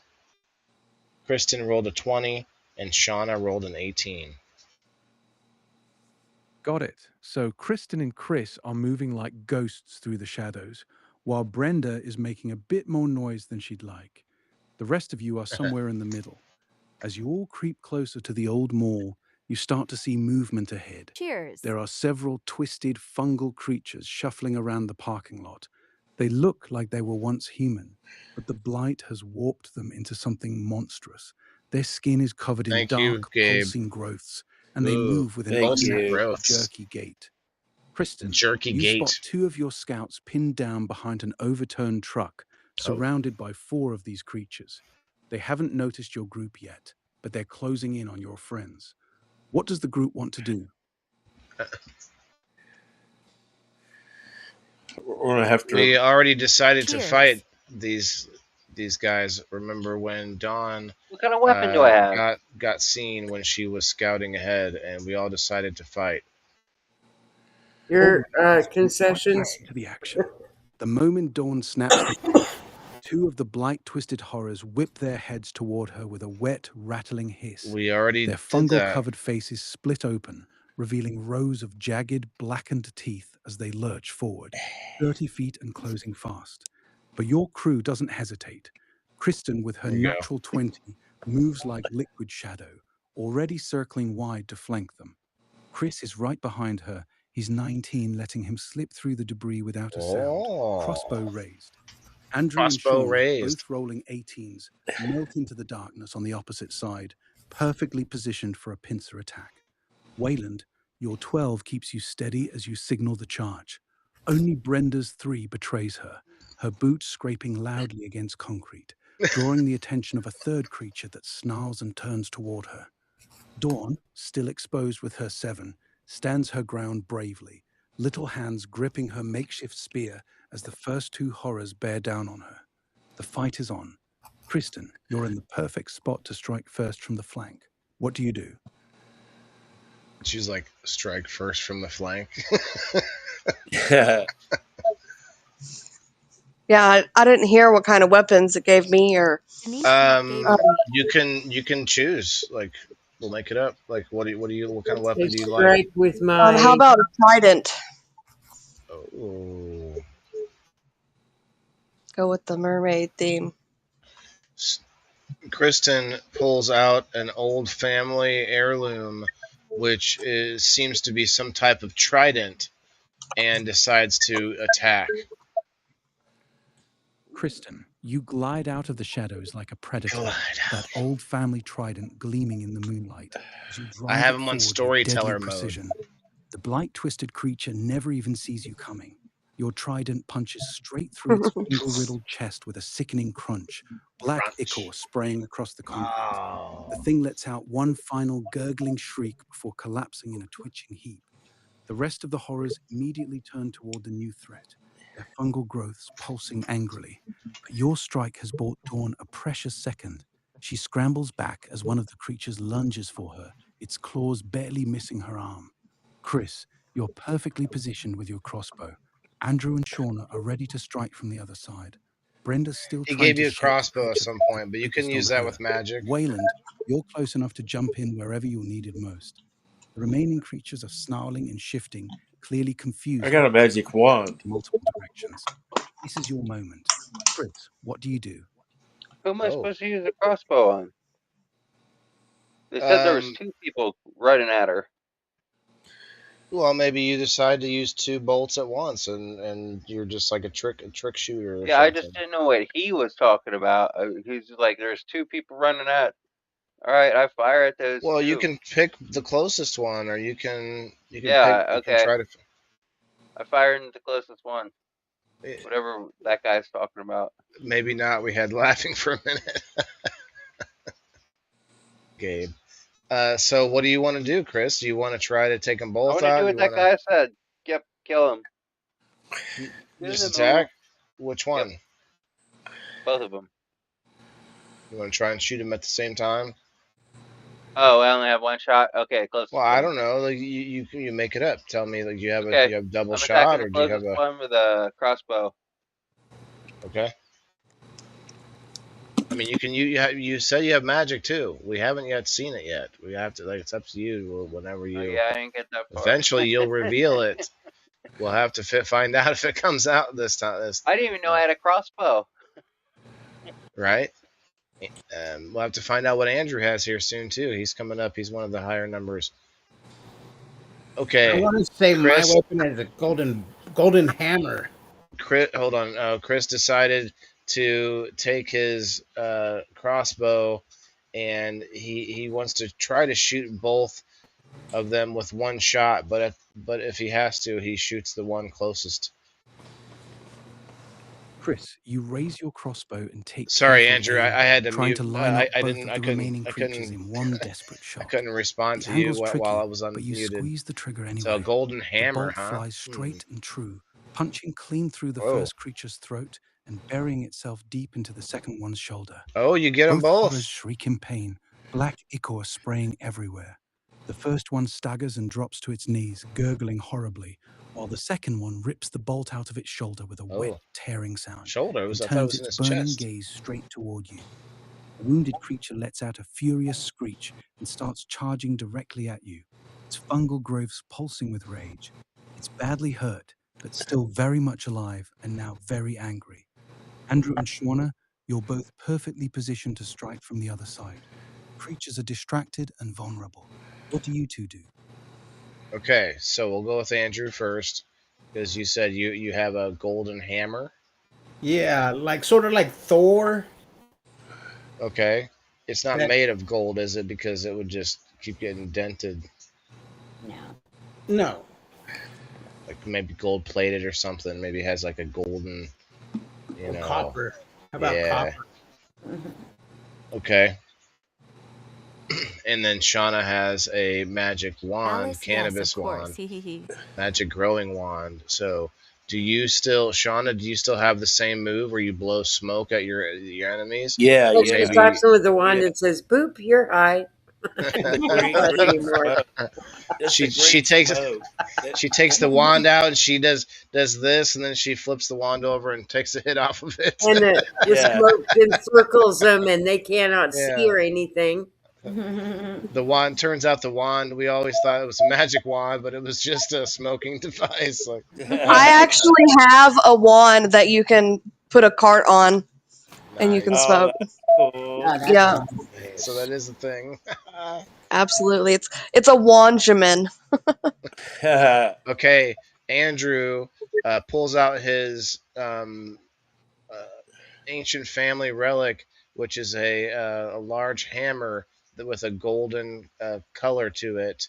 We're not sure what kind of metal. It's some kind of an alloy metal. And Shauna, of course, she was stealthy, trying to help Scout. And at this point, she already has her magic canna wand out and ready to blow different kinds of supporting smoke at the enemies. Andrew, you burst from the shadows like a storm, that massive golden hammer gleaming with an almost otherworldly light as you bring it down in That's a all. devastating overhead strike. The golden The hammer sheen. connects with the wounded creature's skull with a sickening crack that Oh, echoes across the parking lot. The crack. thing's head practically explodes under the impact, Oh. fungal growths and black ichor spraying in every direction as its body crumples lifelessly to the ground. At the exact same moment, Shauna weaves her fey magic through her Cana wand, sending out swirling clouds of shimmering, iridescent smoke that wrap around the remaining creatures. The magical haze clings to them, making their movements sluggish and disoriented. Their snarls turn into confused, frustrated hisses as they stumble and claw at the air, temporarily blinded and slowed by Shauna's enchanting mist. Only 2 of the blight horrors remain standing now. One is still focused on Brenda, while the other is staggering in circles, completely lost in Shauna's magical I smoke. got you, Brenda. The fight has turned heavily in your favor. Brenda's still in danger, though, with that creature bearing down on her. Wayland, you're close enough to help her, and Dawn is still holding her spear nearby, looking determined. Kristen, you've got clear positioning for another strike with your trident. The momentum is yours. What do you all do next? I got you, Brenda. Okay, since I'm the closest, I Didn't say anything send. about me. Yes, what do you mean you killed you shot 2 I am guys at tired, once with guys. 1 Sorry. arrow? Good night. Have Good night. fun. Good night, Denise. Okay, Good night. sorry. Sorry, Leo. We're back to the story. So, um, I decided to help Brenda by sending my Good night, hounds, Denise. my echo hounds, at the infected person, and they stop him. They don't think they're strong enough to take him down, but there's 2 of them, and so they surround him and start echo barking to keep him stunned while someone else gets close enough to attack. Wayland, you whistle sharply and 2 spectral hounds materialize out of thin air, their forms shimmering with ethereal blue They're not energy. spectral hounds, they're echo hounds that I picked out earlier.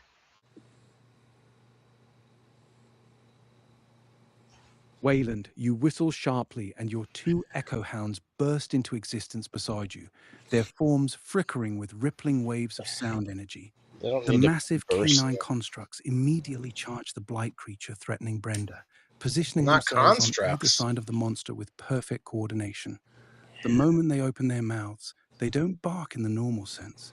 Instead, they release powerful, concentrated bursts of pure sound, their echo barks hitting the creature like physical hammer blows. The infected horror staggers backward, clutching at its fungal-covered head as the sonic waves disorient and stun it, preventing it from advancing on Brenda. The creature is now surrounded, trapped between your 2 echo hounds and Brenda, who now has a clear opening to strike. The remaining blight horror is still stumbling around blindly in Shauna's magical smoke, completely unaware of what's happening. Brenda, you've got the perfect shot at this stunned creature. Dawn is also right there with her spear, looking ready to jump in. What do you 2 do? Okay, hold on. Before you both speak, I want to say Brenda is kind of our healer, but you do use experimental medicines, and this is an infected person. So in a lot of stories, like a healer using heal on like a skeleton or an undead would actually hurt them. So this could be a similar situation where you toss a potion Reach at them into or my something. medicine bag. Yeah. Okay.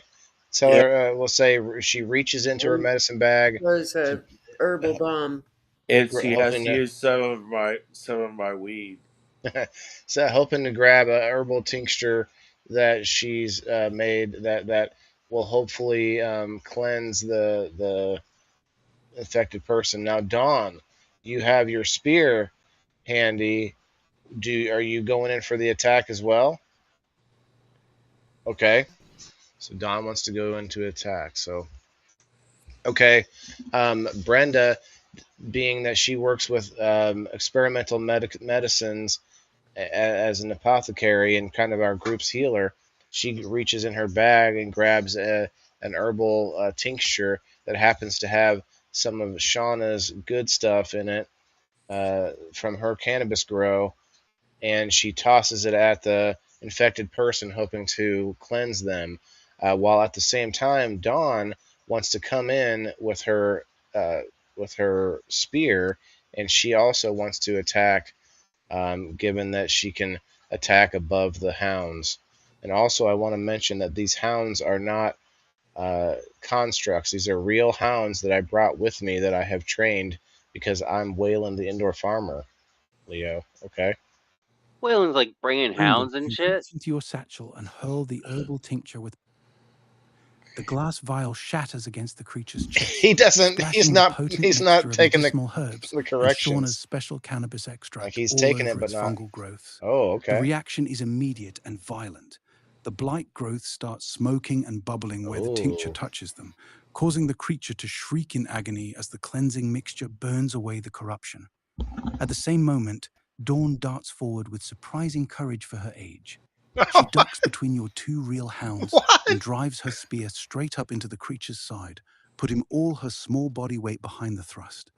The spear sinks deep into the infected flesh, and the combination of Brenda's tincture and Dawn's Strark proves devastating. The blight horror convulses violently, its fungal growths rapidly withering and turning to ash as the cleansing herbs do their work. The creature lets out one final, pitiful wail before collapsing in a heap, its body rapidly decomposing into nothing but dried fungal matter and dust. Only one blight horror remains now, still stumbling around blindly in Shauna's magical smoke, completely unaware that its companions have all been destroyed. The fight is nearly won. All right, good Kristen, night, you're still in Denise. prime position with your trident. Chris has his crossbow ready. Andrew's golden hammer is still glowing with power. How do you want to finish this? Let Andrew throw his hammer at him. When I get close, I want a longsword. I want a crossbow the entire You want to time. be a That's bullshit. wizard with a crossbow and a longsword. No, Do you longswords want? are But short. didn't he say that he used his planets, the power of the Longswords are short. planets? Yeah. Why isn't he using So that? you have the cosmic power, but you need a longsword. Right. Like I'm waiting for you to use this. So the AI gave you this crossbow, but for that crossbow, you could be using it to sling, powerful, effects. You know what I Okay, I mean? guess I could do that. From the Like planets. You said you had all this power. you have all this like universal, like or like cosmic power. Like you could be like instilling it into these Arrows. arrows. Yeah. Well, I got The herbal. fire of Mars, the rings of Saturn, and Right. trap them. Oh, the rings. Dawn, what did you say? I've got herbal powers. I might as well use it at my age. Yeah, at your age, you're over there just That was rubbing. funny because You're I just was rubbing afraid of herbs her on your. age. She's over there Yeah, just I'm rubbing rubbing- herbs on her knees, and hold on a second, I gotta rub this. I got a tincture Rub for this that. You ladies are both like in the back, like exchanging stories about your tinctures and different herbs, and Well, if you wake up tomorrow and your back hurts, I got something for that. then and Shauna goes, herb. I think I know about herb, and they're like, no. Herb. Definitely herbs. Okay, so a lot of people are close enough to attack here. We've got Chris and Andrew. Kristen, Chris, and Andrew. For my battle hammer. So, do you throw your battle hammer, or Should Kristen? I say that I slam it on the ground and like electricity like shocks him? Do you want a red cape too? Yeah. He's like, and I want a helmet with wings. Yeah. Or like you can And he make him. welded himself.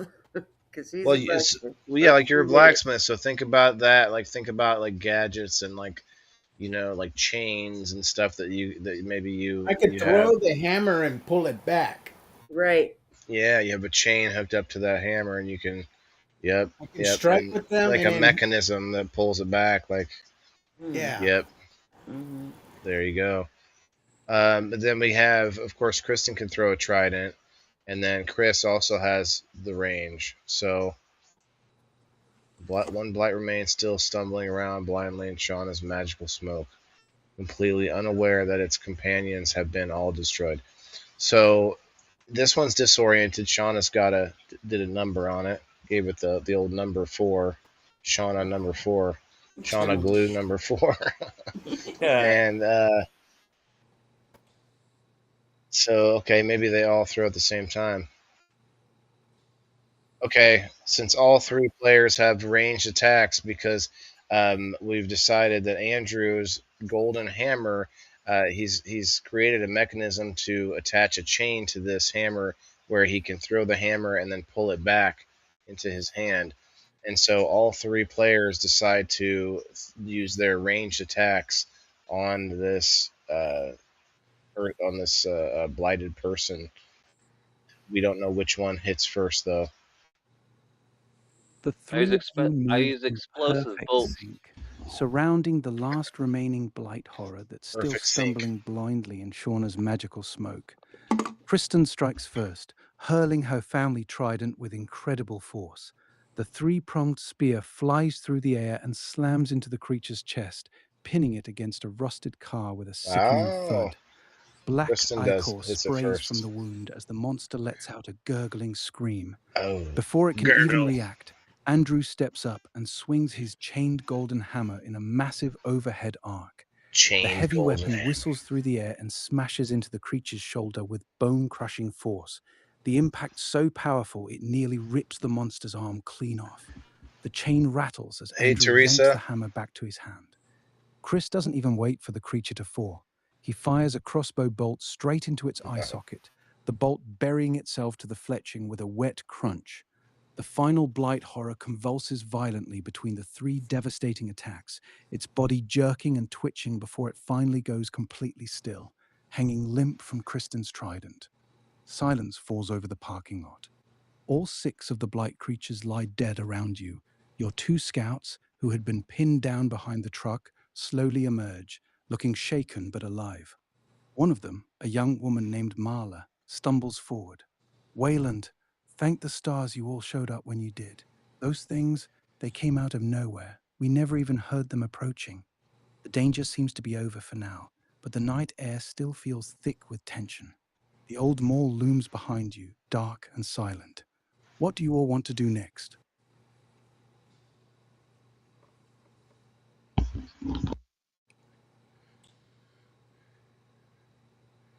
We better do a dab.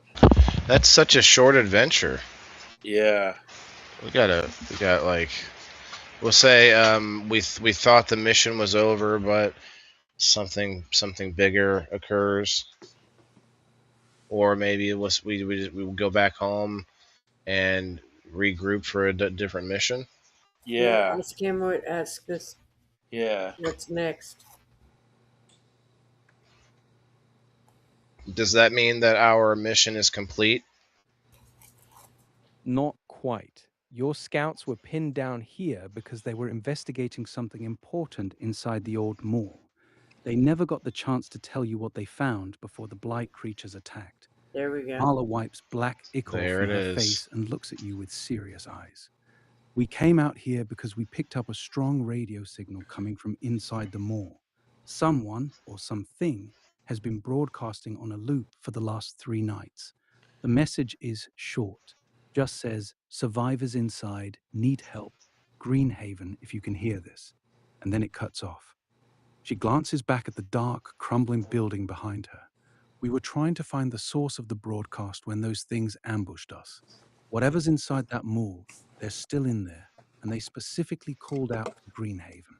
The rest of your group gathers around, weapons still drawn, looking to you for direction. The mall entrance stands just 50 feet away, its shattered glass doors hanging crookedly in the frame. Your mission isn't over yet, Wayland. The real question is still waiting inside that building. Do you want to head inside and investigate the signal, or do you want to regroup and come back with more people and supplies first? I think everybody wants to do a perception roll. Sounds like a trap. All right, everyone make a perception roll. Go ahead and give me all your D20 rolls whenever you're ready. D20s. Let's roll it. Down the line, just like normal. Oh, I rolled a little bit better. Damn, Brenda with a 4. And Shauna with a 2. Oh no, everyone else was in the teens. Looks like Dawn has a 19. No, that's Andrew with a 19. That's the best roll. Okay.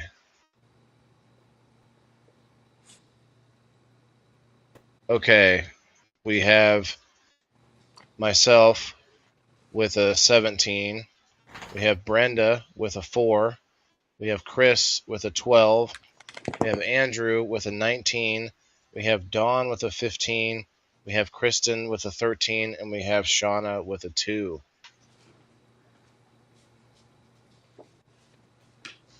Andrew's sharp eyes catch it first with his 19.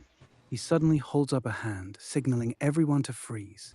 About 30 yards to your left, partially hidden behind a collapsed section of the moor's outer wall, he spots 3 more blight creatures slowly shambling around. They haven't noticed your group yet, but they're dangerously close to your position. Wayland, with your 17, you also notice something else. The main entrance to the mall has fresh pry marks on the doors, like someone forced their way inside recently. There are also several sets of human footprints in the dust leading in, but none coming back out. Everyone else is focused on Andrew's warning about the 3 additional creatures. The group is looking to you for direction, Wayland. Do you want to quietly retreat before those things spot you, try to take them out silently, or push forward into the mall while they're distracted? Any opinions? What do you want to do, baby? I think I want to take them out silently. So you saw him first, then you see I notice him. You kind of give me the nod, right? Right. And I'm like, we got enough people, you know. Go ahead. Who was it? Thought somebody was saying something. So okay, we all. I'm smoking. Okay, well, yeah, but you smoking is like part of the fight, like you know, like it's just you're just blowing the smoke at, like you're. So Shauna, you can blow like supportive smoke at us, you know, like shotgunning us with like little Energy. like Cannabis buffs, energy. yeah, like buffs and energy and stuff. A little extra speed, a little extra strength, different kinds of buffs, right? So that'll be your ability. You can also do things like stunning the opponent and stuff like that. So that'll be your attacks. Okay. All right. Andrew gave me the nod. We both decided we should move in stealthily and take them all out as a group. Andrew gives you that silent nod, and the entire crew understands the plan instantly. No words are spoken. No you words. all move like a single predator. Yes. Kristen and Shauna take the lead, their natural stealth guiding the group forward through the shadows. Chris and Andrew flank out wide, creating a perfect kill box. Brenda stays close to Dawn, keeping the little one protected between the adults. Your 2 echo hounds move like silent ghosts at your side, their paws making no sound on the concrete. The 3 blight creatures never see you coming. Kristen strikes first, her trident punching through one creature's back and out its chest in complete silence. Andrew's golden hammer Damn comes it, down in a Shauna, share the controlled smoke. arc, crushing the second creature's skull with a muffled crunch. Chris's crossbow bolt takes the 3rd one through the throat Andrew. before it can even turn around. All 3 creatures drop without a single alarm being raised. The parking lot falls deathly quiet once again. Your group is now standing right at the shattered entrance of the old moor. The darkness inside looks absolute. You can feel cool, stale air breathing out from the building, carrying the faint scent of mildew and something metallic. Marla, one of the rescued scouts, steps up beside you and whispers, "The signal was coming from deeper inside, somewhere near the old food court, we think. The entrance waits before you. Your entire crew is ready, weapons drawn, eyes sharp. This is it, Wayland. Do you lead them inside?" First, I'd like to correct that Chris, while he uses a crossbow, he actually still has a little monkey with him that helps him out. And also, Chris is a astrological wizard that has abilities that we just we haven't seen yet, and so most of the group doesn't believe him. But he actually uses his abilities with his crossbow in conjunction. Got it. Thank you for the correction. The group stands at the threshold of the mall entrance. Has to The do the whole darkness thing inside again. thick and heavy. Chris's little monkey familiar is perched on his shoulder, its eyes glowing What's his name, faintly with Chris? an unnatural light as it Bob. scans the darkness ahead. The rest of the group still gives Chris sideways glances whenever he talks about his astrological wizard abilities. But the way his crossbow bolts sometimes curve in impossible arcs has made a few of them quietly wonder. Everyone is in position, weapons ready, That's waiting kind for of your cool the signal. way he did that. Wayland, do you lead the group into the mall now, or do you want to take any other precautions before stepping inside? I need to talk to Chris. I want to know what his monkey name is.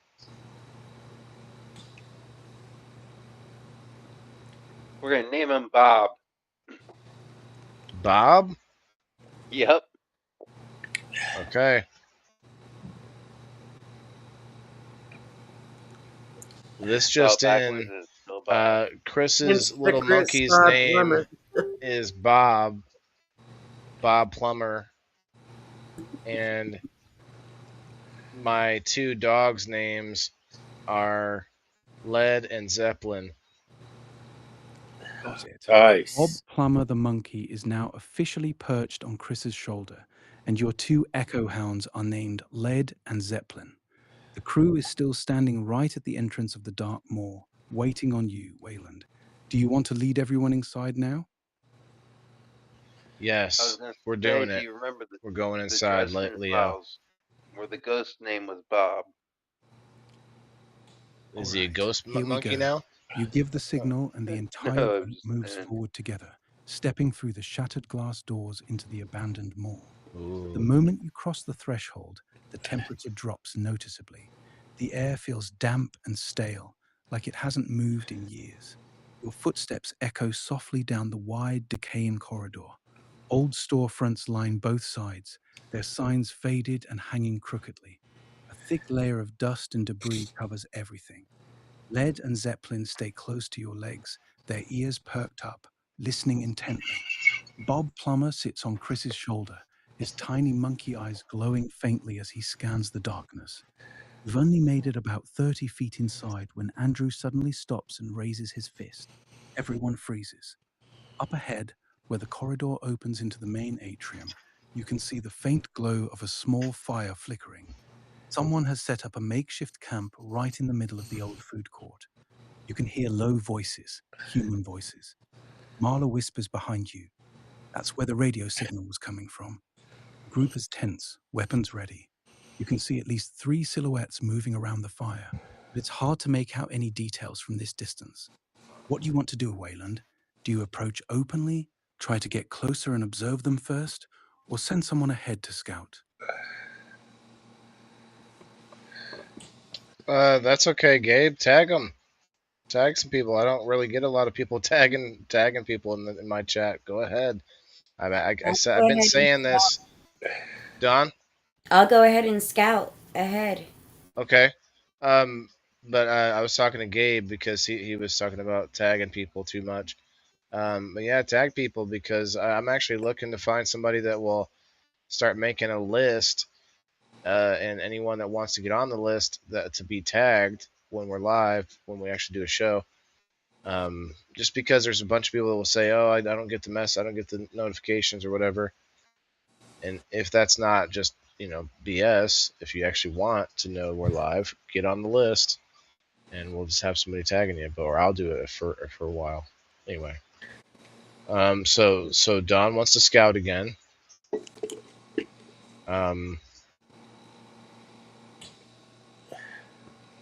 Yeah, so Don, maybe Don also has a good relationship with Bob, and you're like, or maybe you'd like pull out a. Well, you're not in the water yet, so you can't like use a fish or anything. So you or what am I saying? That's Kristen. So Don, you're still using your fairy powers to you're like, let me redeem myself from last time. I stepped on that stick, so let me, let me do a better job. All right, so Dawn spoke up. Okay, Dawn spoke up, and she wants to scout again and redeem herself from the last incident. Dawn steps forward with a determined look on her face, gripping her little spear tightly. Oh, that's okay, Gabe. I I can do appreciate it, it this brother. time. Either I way. won't mess up again, she whispers, clearly still embarrassed about snapping that twig earlier. The whole group looks at you, Wayland. Dawn is only 5 years old, but she's got that stubborn face spark in her eyes. She's dead set on proving herself after getting spotted during the first scout. Did he Do you say? let Dawn go ahead and scout the camp by herself? Why is Dawn Or only do you send 5 someone years with her? old? Or do you That's what I was gonna say. entirely? Happy birthday. I'm sorry, but all the players are adults, not 5 years old. Got it, my mistake. Let's correct that right now. Holy cow! Dawn is actually a full-grown adult, same as everyone else in the Like, I group. want to be young, but She's like just not small that young. statured Holy and has cow! a youthful, Yeah. almost We're childlike like 35. which is why she sometimes gets underestimated. She steps forward with that same determined look, gripping her spear tightly. I can do it, she says quietly, her voice steady. I messed up outside, but I won't this Gabe with time. the 20 Let me stars. Thank redeem you, brother. myself. The rest of the group is watching you, waiting for your decision. Do you let Dawn scout ahead alone, Sure. or do you send someone with her? Why? Well, I mean, Dawn, do you want somebody with you? You're like, Bob, come on. Sure, I'll make Andrew go with me. Okay. Andrew's like, they have a brief conversation about how Andrew's typically more of like a bull in a china shop, but she's like she's been making him like work on his stealthiness lately. So he's like, put the hammer away for right now. He's like But I a like big the hammer. bodyguard. But you got to be like stealthy for the scouting. So he's trying to broaden his horizons. And this is for Gabe.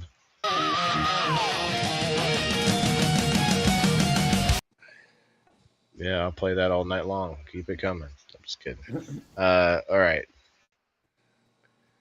Yes, we decide that it's up to Dawn, and she chooses to bring Andrew with her.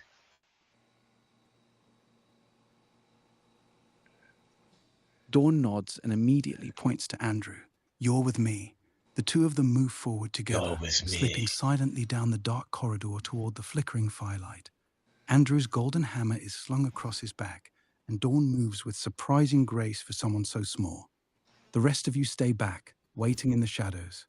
Several tense minutes pass. Then you hear it, a loud crash of metal, followed by Dawn's voice suddenly shouting, "Wait, don't shoot, we're from Greenhaven." Andrew's deep voice booms right after hers. "Lower your weapons, we're not infected." The silhouettes around the campfire all jump to their feet. You hear the distinct sound of guns being cocked. Everything has gone sideways very quickly. The rest of you are still hidden further back in the hallway. Do you rush forward to support them, stay hidden and wait to see what happens, or do something else?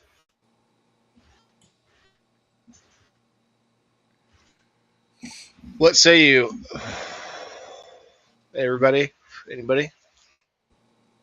The rest of you are still hidden further back in the hallway. Do we rush forward to support Dawn and Andrew? Yeah. I think so, yeah. Yeah. Yeah, we got to have their back. We cautiously and in somewhat of a loose formation rush forward to help Dawn and Andrew. You give the signal, and the rest of the group moves forward in a loose but ready formation, weapons drawn but not raised aggressively. Lead and Zeppelin stay tight at your sides, while Bob Plummer clings to Chris's shoulder, his little hands gripping tightly. As you reach the entrance to the food court, the scene in front of you is tense. Dawn and Andrew are standing about 20 feet from the campfire with their hands slightly raised. Facing them are 5 heavily armed survivors, 3 men and 2 women. All of them have their guns pointed directly at Dawn and Andrew. The strangers look rough, tired, and extremely wary. Their clothes are ragged and they're covered in old scars. One of the men, a tall guy with a thick beard and a shotgun, shouts at you as your group appears. That's far enough. Don't come any closer.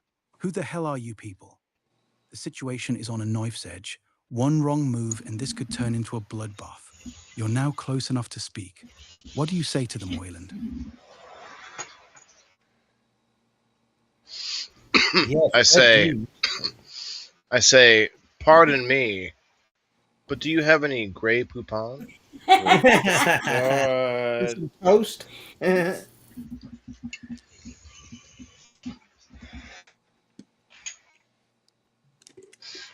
It'd be kind of cool if you didn't say anything and they and just like passed around a joint or something. There you go. Just like universal language for Yeah. stoners. Yeah. We'll just kind of silently look at him and look over at Shauna. She tosses me a joint. I pass it over to him. And then we all have some giggles. Puff, puff, pass, motherfuckers. Okay, that's what I'll do. Well, Come and smoke. Smoke. Without even saying anything, I look over at Shauna and I give her the nod, and she tosses me one of her special joints, and then I light it up and I pass it over to the survivors. You catch Shauna's eye and give her the nod. Without a word, she pulls one of her special hand-rolled joints from her pouch and flicks it across to you. You light it, take a long pull, and then slowly walk forward, holding the glowing joint out in front of you like a peace offering. The bearded man with the shotgun keeps his weapon trained on you, but his eyes flick down to the joint. You stop about 10 feet away from their group and speak calmly. We're from Greenhaven. Heard your radio message. Came to help. You extend your hand, offering the joint to him.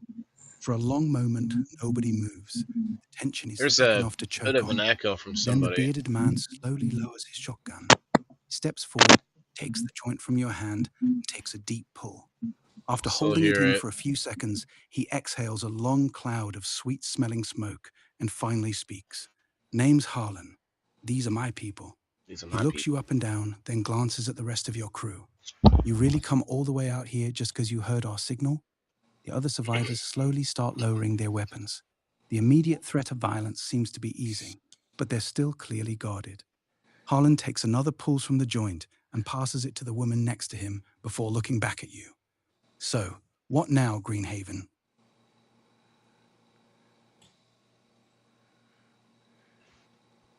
Well, first, I think maybe we should do a perception check. And I think I'd like to send Brenda in and to check you all over just to see, what kind of injuries that you have and what kind of help that she could be. And then Dawn comes in to offer some assistance as well because she brought some extra supplies from her herbalist shop. Harlan raises an eyebrow but gives a slow nod. Fair enough. We've been through hell the last few weeks. Some of us are banged up pretty bad. He gestures for his people to stand down completely. Brenda steps forward with her medical satchel, and Dawn follows right behind her carrying a small bundle of fresh herbs and salves from her garden. The two of them begin carefully checking over Harlan's group. As Brenda works, you and the rest of your crew get a better look at these survivors. They're in rough shape. One of the women has a nasty infected gash on her forearm. Another man is limping badly, favoring his left leg. Harlan himself has several deep claw marks across his back that look several days old. While Brenda and Dawn are treating them, Harlan takes another pull from the joint and looks at you. We've been holed up in this mall for 9 days. Lost 4 people trying to get here. Those fungal bastards out there, they've been hunting us. But that's not the worst part. He leans in closer, his voice dropping. There's something else in this mall with us. Something that ain't one of those blight freaks. We've been hearing it at night, moving through the vents, big, and it's been picking us off one by one. Harlan stares at you hard. We sent that radio signal because we're down to our last few bullets, and we're not going to last another week in here. So I'll ask you again. He glances at Brenda and Dawn working on his wounded, then back to you. You really here to help us, Or are you just here to take what we got left? The food court is quiet. Your people and theirs are now watching you closely, waiting for your answer. What do you say, Wayland? I don't need your shit, dude. That's what I say.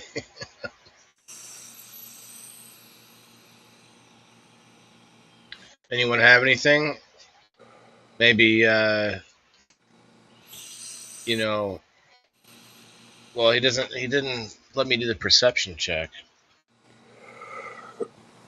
I say we're here to help. Well, what's the thing in the vents, and where are we going?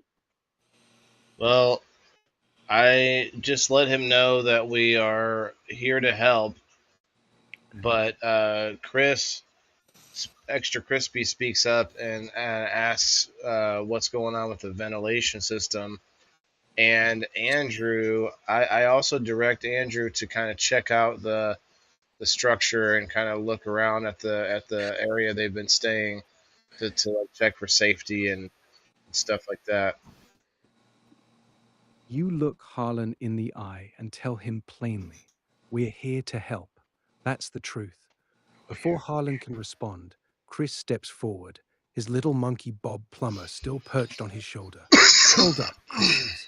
What exactly do you mean something's moving through the ventilation system? How big are we talking? Have you actually seen it or just heard it? Harlan exhales slowly, looking uncomfortable. Never seen it clearly, but we've heard it. Sounds like something heavy dragging itself through the ducts. The vents shake when it moves. One night, it ripped an entire ventilation grate clean off the ceiling. That grate weighed over 50 pounds. While Chris is questioning him, he nods to Andrew. He immediately starts walking the perimeter of the food court, golden hammer resting on his shoulder as he inspects the structure, checking weak points in the floor and ceiling, looking for Good signs man. of anything suspicious. Andrew's sharp eyes catch something almost immediately. He stops near a large pile of debris the survivors have been using as a barricade and calls out, Wayland, you're going to want to see this. Andrew crouches down and pulls something from under a collapsed table. Oh. He holds it up so everyone can see. It's a piece of what looks like shed skin, nearly Ooh. 3 feet long, pale, leathery, and covered in strange iridescent patterns that almost seem to shift when you look at them. Harlan's face goes pale when he sees it. I swear that wasn't there yesterday. The food court suddenly feels a lot smaller. Chris is still waiting on an answer about the vents. Andrew is holding that unsettling piece of shed skin. Brenda and Dawn are still treating the wounded Takes a lick of survivors, it. but even they've gone quiet. Shifted. Take a little What bite. do you do? We all pass around a piece of the skin, and we all take a little Take a little nibble. What we if it's all growing do and it a turns into a perception person? check. I wear it. I wear their skin. Give me all your rolls.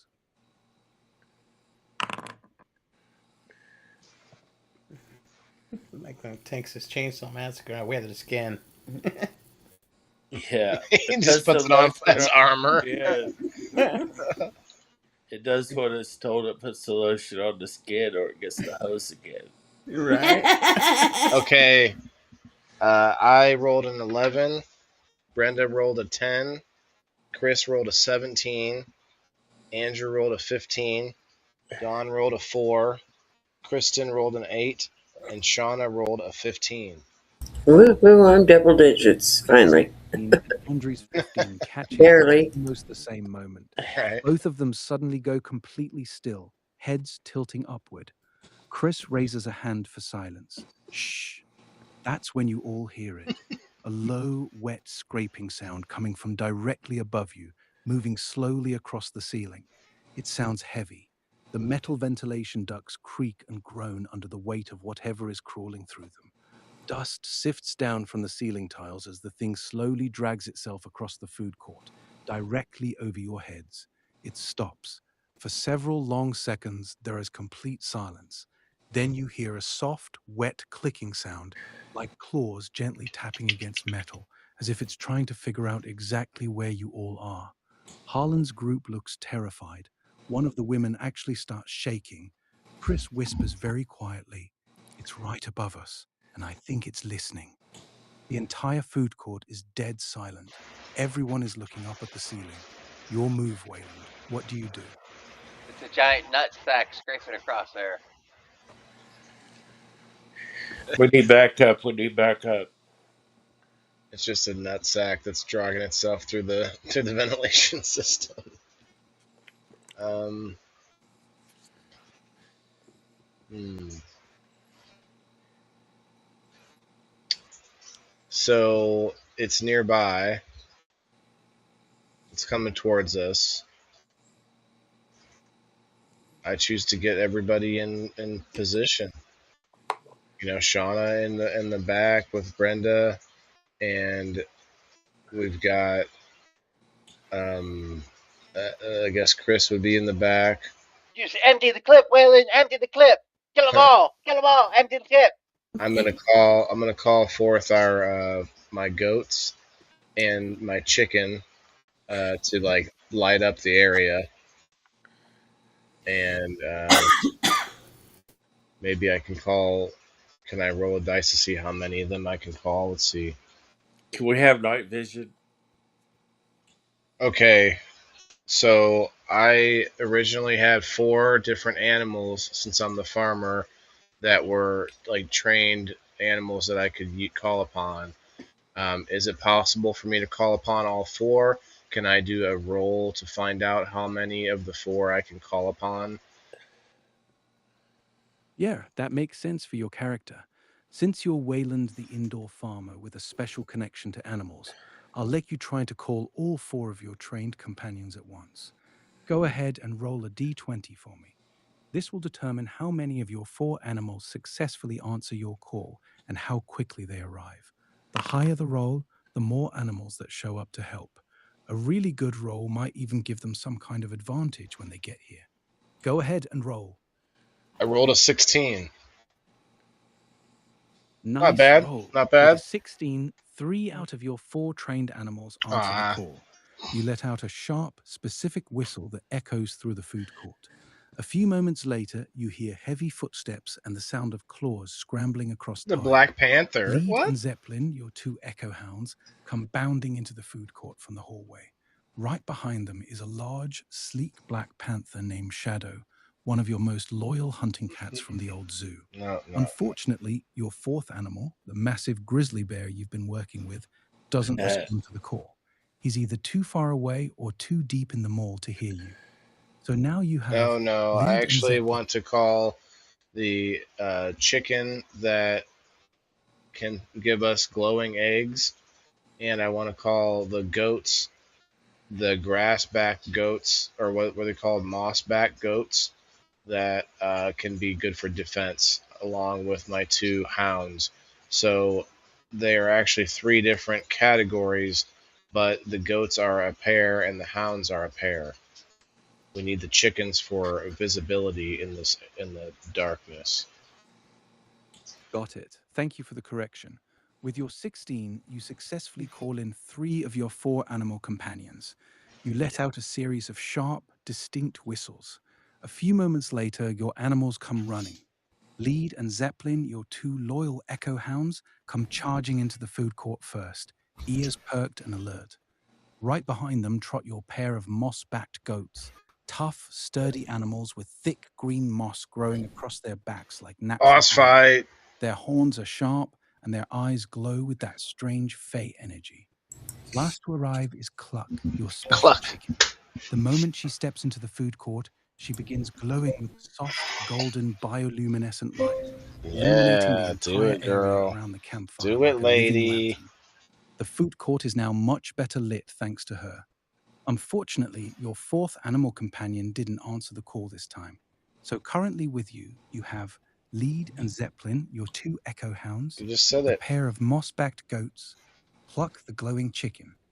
The scraping sound in the ceiling has gone completely quiet again. You get the feeling whatever's up there is still listening. Harlan and his people are staring at your animals in stunned silence. Harlan finally mutters, "You people are full of surprises." The entire group is looking at you, waiting to see what you do next with your newly arrived animal crew. Your move, Wayland. Okay, does anyone else want to call their, like, use any abilities or anything before we Like maybe Chris, maybe you could shoot him from like from far away With inside What are the we explosive vent. shooting at, though? with We haven't figured out what it is. Like maybe you can shoot like a some kind of visibility arrow to where we could see it, or maybe no, that doesn't. That like a sounds Why really. don't tracer, Why don't you throw the glowing eggs? Yeah, but it's almost like inside the fairy vent. fire, how it outlines Mm, something. I was thinking So of Chris being able to shoot things that at like angles that would light up. like cause he could well, shoot into the vent and then down the vent like without having to go down in the vent.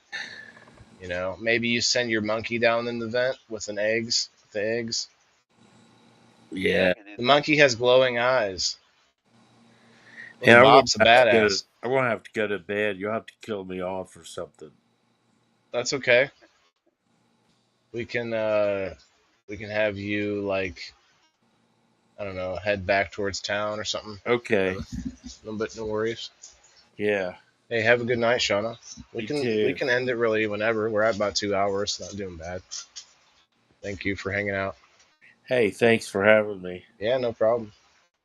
We'll see you. Have a good night's sleep. Good night, Shauna. Good night. Okay.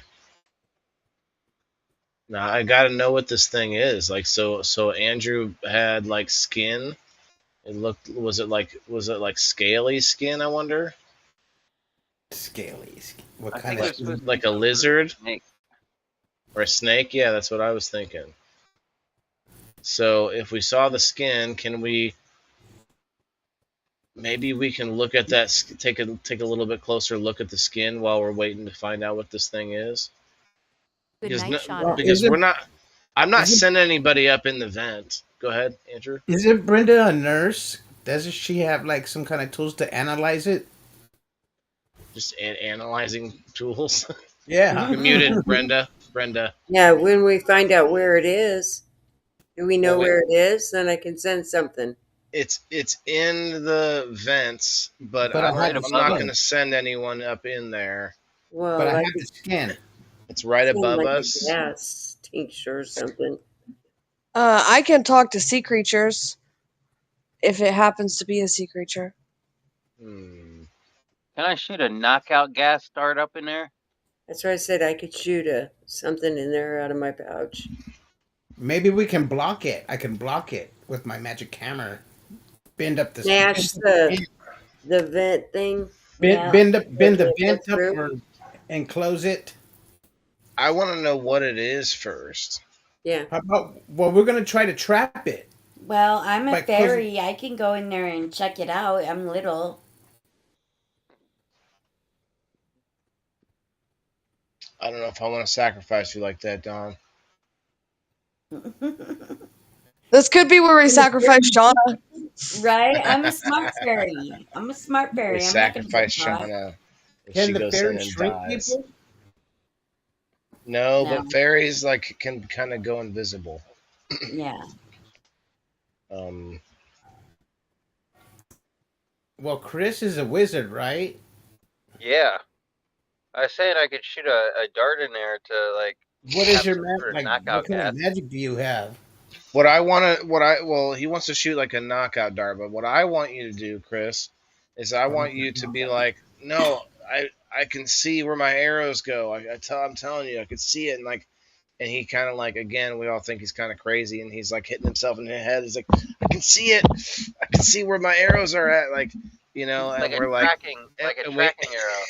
we think he's just nuts, but so instead he shoots an arrow into the vent, and he can kind of so maybe he can kind of see what this thing is. We would just want to get like a visual, like not hit it with Recon the arrow, arrow. but like a recon, like an arrow that can get some kind of visual in your mind. Okay, so we decide to send Shauna back to the village um, to take the two scouts back home and any of the survivors that didn't want to stay and fight. And at the same time, we asked Chris to fire an arrow into the vent that can bend and twist down the vent in order to find this creature, and not shoot the creature, but have using his magic, his astrological magic, to be able to get an image of this creature in his mind. And we just want to be able to see what it looks like.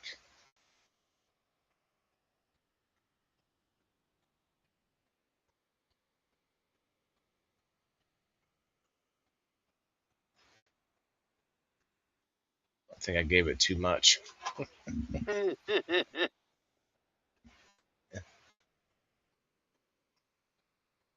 Oh no. Is it processing? That's what it says. But it didn't actually record everything I said. It stopped at in order to find this creature.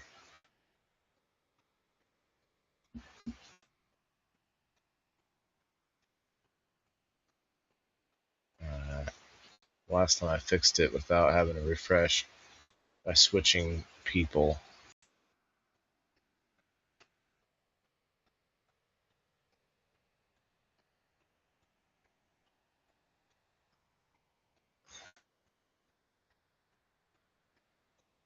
Let's see.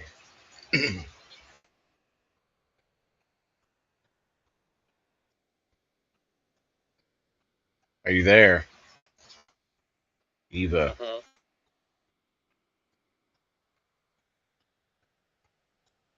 I thought it was Leah. Are you there, Eva? I'm right here, love. Always listening.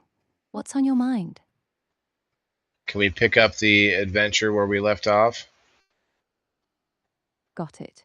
Picking up right where we left off. Now, I You're was just standing in the telling you food that court. Shauna was taking any survivors and the scouts back to the village, so she won't be in the adventure anymore. And we also have Chris, who sent his crossbow arrow or bolt into the vent where that creature was making noise, in order for us to get a visual using his astrological wizard abilities on the arrow, to be able to just see the place where the arrow is hitting, and just to give us a visual of the creature. It's not, the arrow doesn't hit the creature.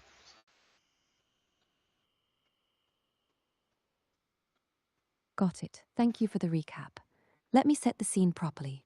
Shauna has already taken the rescued survivors and most of the scouts back to the village, leaving just your core group in the mall. You're all still standing in the food court. The strange scraping sound from the vents has stopped. Chris raises his crossbow, aims carefully at one of the ventilation grates in the ceiling, and fires. The bolt streaks upward with a sharp thwack and embeds itself deep into the metal ductwork, just inside the vent opening. Chris closes his eyes, murmuring under his breath as he activates his astrological sight through the bolt. After a few seconds, his eyes snap open. Speaking in tongues. I see it, he whispers, voice tight. It's big, pale, almost translucent skin. Looks like it's been down here a long time. It's coiled up in the duct about 30 feet from where the bolt hit. Snake. I can't see its full shape, but it's definitely not human. And it's looking right at the bolt, like it knows something's watching it. Harlan's group has gone dead silent, staring at Chris in a mix of awe and fear. The food court is completely still again. Your move, Wayland. What do you want to do? I don't know. Can we just walk away and leave? If she just let us take the survivors out, although we trap it. We decide to trap it, you think? Yeah. Yeah, we can close that up, that end up, and see where it leads out to see, like, if it goes the other direction. Sounds like some sort of larva. What if Brenda needs it for her alternative medicine? The venom Yeah. from the snake. We Well, then Brenda can go and get bit. She can collect her own petals. So some of you bring up Wait that till this you thing. get hurt, Chris. Some of you bring up that this thing could be useful. It could be unique. Hmm. Maybe it has like properties that Could help be healing. cure the plague or whatever, or the We need Antibodies. we yeah. need to find out what it is. So we gotta trap it. Well, Hmm. let me read it. Like it says, like has almost translucent skin. It doesn't. We don't know what it looks like yet. Really, we do, but like they described it, but like not really. I'm supposed to be a blacksmith, so like a handyman, I could build a cage around that end, and we could force it out somehow. Okay. Say maybe we start getting to work building a cage to catch and study this thing. Hmm. Yeah, It's big, pale, almost translucent skin. Looks like it's been down here. That's it. That's all they gave us. Like, give me more. We literally can see it through our little arrow hole. Damn it. Okay. The group decides that this creature could be useful in some way, and we get started to started building a enclosure of some kind that can capture this thing and study it. Got it. So your group has decided to try to capture this creature instead of killing it. You, Chris, Andrew, and Harlan's remaining survivors spend the next several hours carefully constructing a reinforced enclosure in the center of the food court. You use heavy metal tables, chain link fencing from the old security office, steel shelving units, and reinforced duct tape to build a large, sturdy cage roughly 12 feet wide and 8 feet tall. Andrew's golden hammer proves incredibly useful, bending and shaping metal with surprising ease. Chris uses his magic to reinforce weak points and create glowing runes along the bars that should help contain whatever this thing is. Harlan and his people, though nervous, pitch in where they can, dragging heavy furniture and securing the structure. By the time you're finished, you have a surprisingly solid-looking enclosure sitting right in the middle of the food court, baited with some of the canned food you brought and a few fresh fish from Dawn's supplies. The trap is set. Now Oh, the only thanks, question Don. is, how do you actually lure the creature down from the vents and into the cage? The group is looking to you for the next move, Wayland. What's your plan? I feel like the monkey would be a nice I was snack. thinking the same thing. Send Be Bob good bait. in. But we gotta send Bob in. Chris doesn't seem to And care. send in Bob. Chris, like that damn monkey's always taking my breakfast anyway. Send him in. Yep. He's sneaky. And he's small, so But he's like, he's more Let him chase nimble. the monkey out into the cage. Yeah, he's more Monkey nimble can than fit through the other end, but the big creature can't. exactly. Hmm. He's more nimble than we think. He's Yep. probably a At the badass. last minute, he can hop onto the top of it. All right, we all decided to send in Bob to lure it out and jump into the cage that we made, and Bob can actually fit through the bars where the creature cannot. Got it. So the plan is to use Bob the monkey as bait to lure the creature down from the vents and into the cage. Chris looks a little hesitant, but he nods and gently sets Bob Plummer down on the floor. He's The like, little monkey looks up oh. at him, then at the cage, then back at Chris with a confused head tilt. Chris kneels down and gives Bob a small piece of dried fruit. All right, buddy, you know what to do. In and out, nice and quick. Just get its attention and lead it into the cage. You can fit through the bars. It can't. Go on now. Bob chitters softly, then suddenly bolts across the food court floor, leaping up onto one of the tables near the enclosure. He starts jumping up and down, making loud monkey noises and waving his arms, clearly I trying mean, to you draw guys can attention from the ceiling. pretty For a pretty much moment, add anything. nothing Like Chris, happens. you could say, Then I you all want hear to it again. give That him a heavy, little wet, enchantment scraping before sound he from goes. inside the Like I ventilation mean, system. like It's okay, moving, anything. slowly at first, then faster, heading straight toward the food court. Bob keeps jumping and screeching, staying close to the cage but not going inside it yet. The scraping sound gets louder, closer. until suddenly the ventilation grate right above the cage explodes downward in a shower of sparks and metal. Something massive drops from the ceiling. It lands hard on the floor of the food court with a wet, heavy thud that shakes the tiles. The creature is easily 12 feet long, pale and Wow. glistening, with a body that looks like a grotesque mix between a giant centipede and some kind of deep-sea eel. Its many legs Whoa. are tipped with black claws, and its head is a nightmare of writhing tentacles and glowing white eyes. It immediately locks onto Bob. Bob lets out a terrified shriek and bolts straight into the cage, squeezing easily between the bars. The creature lunges after him, slamming its massive body against the reinforced enclosure. The whole structure shakes violently, but holds, for now. The creature is thrashing and screeching, trying to force its way into the cage to get to Bob, but it's too big to fit through the bars. Chris is already moving, preparing a spell to reinforce the cage further. Andrew has his hammer ready. Holland and his people have backed up against the far wall, weapons drawn. The creature is completely focused on Bob, who is now safely inside the cage, jumping around and taunting Inside? it. Your move, Wayland. What do you do?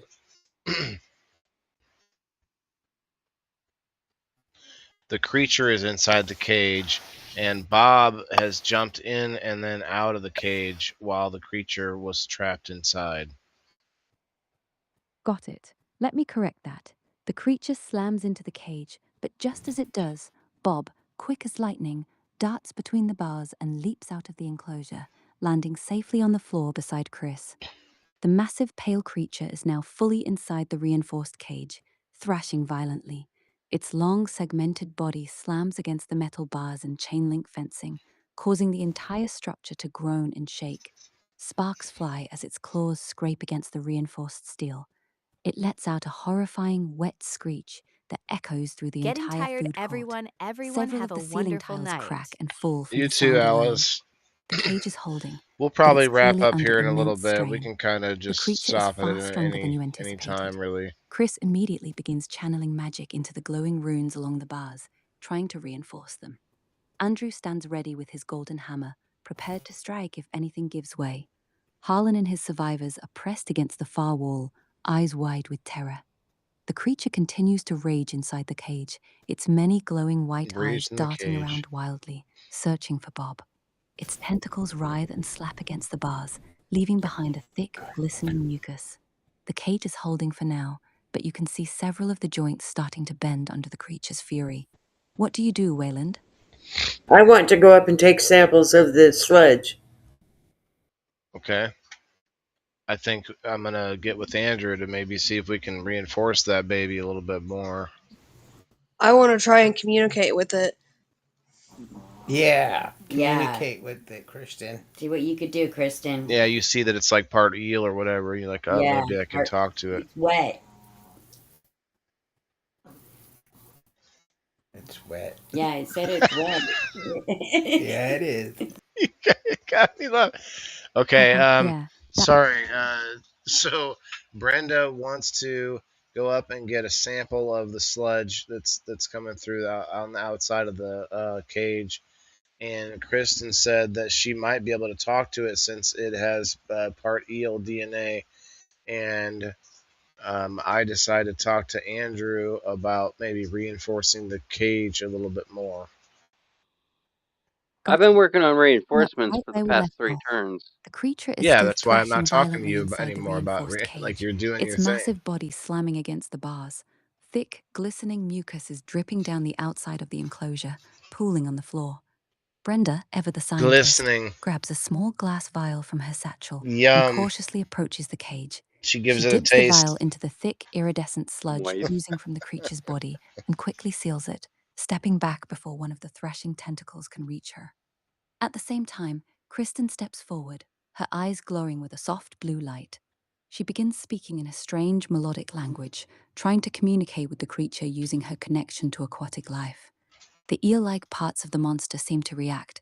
Its frantic movements slow slightly, and several of its glowing white eyes turn toward her. You turn to Andrew and motion toward the cage. Andrew, we need to reinforce this thing before it breaks out. Can you do anything? Andrew nods, gripping his golden hammer tightly. On it. He steps up to the cage and begins swinging his hammer in precise, controlled strikes. Each hit reshapes the bent metal, strengthening joints and adding new support bars with surprising speed and precision. The runes Chris placed earlier flare brighter as Andrew works. The creature is still agitated, but Kristen's strange singing seems to be keeping it from completely losing control. Brenda is carefully examining the Do it, sludge sample she Kristen. collected. Harlan and his people are watching all of this in stunned silence. The situation is tense, but stable, for the moment. What do you want to do next, Wayland?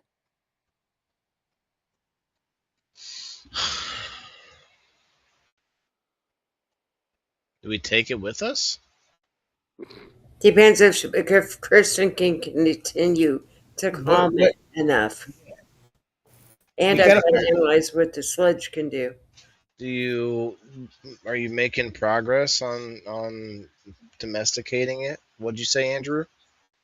Oh, I was gonna say the cage is reinforced now, so Christian should be able to try to communicate with it. Yeah, like is that gonna make any headway? Maybe we need to do a roll or something, because maybe she communicates with it and finds out it just wants to kill, you know. It's like a Well, big boogie. Yeah, well, I think we should roll and see what happens. Yeah, there you Yeah, go. and see if it becomes like something worth talking to, or something that just wants to do harm. Okay, so we're still interested to see what happens with Kristen trying to communicate with it. Either it wants to just do harm and it's not something that can be communicated with, or maybe it becomes something that we can talk to and learn from. And then also, Brenda wants to continue researching the creature. Got it. Picking up right where we left off. Kristen continues her melodic, haunting song, her voice echoing softly through the food court. The massive creature inside the cage has gone strangely still. Its many glowing white eyes are now fixed on her, no longer thrashing wildly. Its long, eel-like body slowly coils and uncoils as it listens. After a few moments, the creature makes a low, rumbling sound deep in its throat, almost like it's responding. Kristen's eyes widen slightly. It's not just an animal, she whispers. There's something intelligent behind those eyes. It's scared and angry. It's been trapped in this mole for a very long time. Brenda, meanwhile, has set up a small makeshift lab station on one of the food court tables. She's carefully examining the sludge sample under a portable microscope she brought from the village. After several minutes of study, she looks up with a mix of excitement and concern. This mucus Oh isn't boy. just slime, she says. It's a complex biological compound. It has strong regenerative properties, but it's also Oh. highly corrosive. Oh. If we can figure out how to stabilize it, this could be incredibly useful for medicine. But if we're not careful, it could eat through almost anything. Oh. The creature is still watching Kristen intently. It hasn't tried to break out since she started singing. Andrew has finished reinforcing the cage, and it now looks significantly more stable.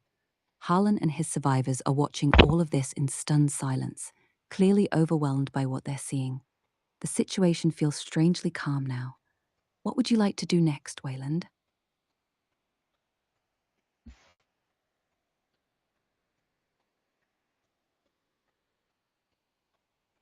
I think we still need to check around the area.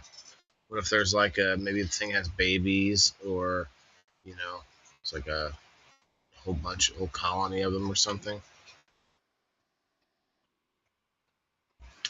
I think maybe we need to do a perception roll or something, some sort of a check around the area. Go ahead and scout the rest of the building now that we think that there's no more, but we might find more though. Kristen better still talk to him. Right where we left off. Calm. The creature is still calm inside the cage, watching Kristen Maybe closely Kristen as she asks how continues if her there are soft, more melodic around. song. Are there more like you? Brenda You is know. busy studying her sludge samples, and Andrew has finished reinforcing the enclosure. You decide it's time to make sure the rest of the mole is truly clear. You gather Chris and Andrew, and the three of you head out to scout the rest of the massive building, while Kristen and Brenda stay behind to monitor the creature. Roll me a group perception check. Go ahead and give me your roll. While you're exploring the upper levels of the mall, something feels off. The air is too still. The only sounds are your snap. footsteps echoing through the empty corridors. As you move deeper into the abandoned department store on the second floor, Chris suddenly stops. Wayland, do you smell that? The air has a faint, sharp, Did you farted. fart? scent, like bleach mixed with something sweet and rotting. Ew. Andrew tightens his grip on his golden hammer. Then you hear it, a soft, wet, Tightens his dripping grip sound on his coming from the golden ceiling hammer. above you, followed by the unmistakable sound of multiple legs skittering across metal ducts. It looks like your captured creature wasn't alone after all. There's something else in the mall with you, and it sounds like it's right above your heads. What do you do? We just start killing these things. We already got one. Well, I have a perception roll for you. Got I it. Go perceive that ahead we and should give kill me a this. perception roll. Okay, I rolled a 19. Brenda has a 3. Chris rolled a 2. Andrew rolled a 3. Dawn rolled a 7. Kristen rolled a 13. And Shauna rolled a 13. Got it. With your natural 19, you're the only one who Shonda's not here.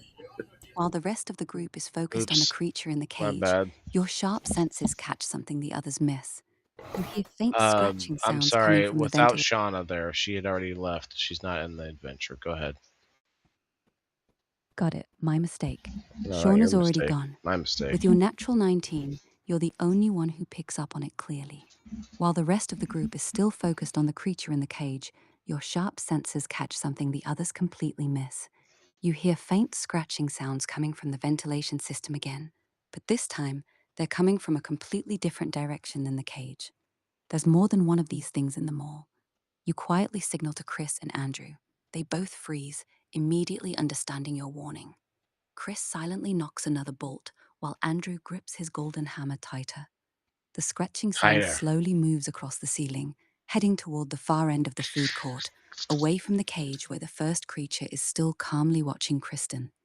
Whatever this second creature is, it seems to be circling around, trying to approach from behind the group.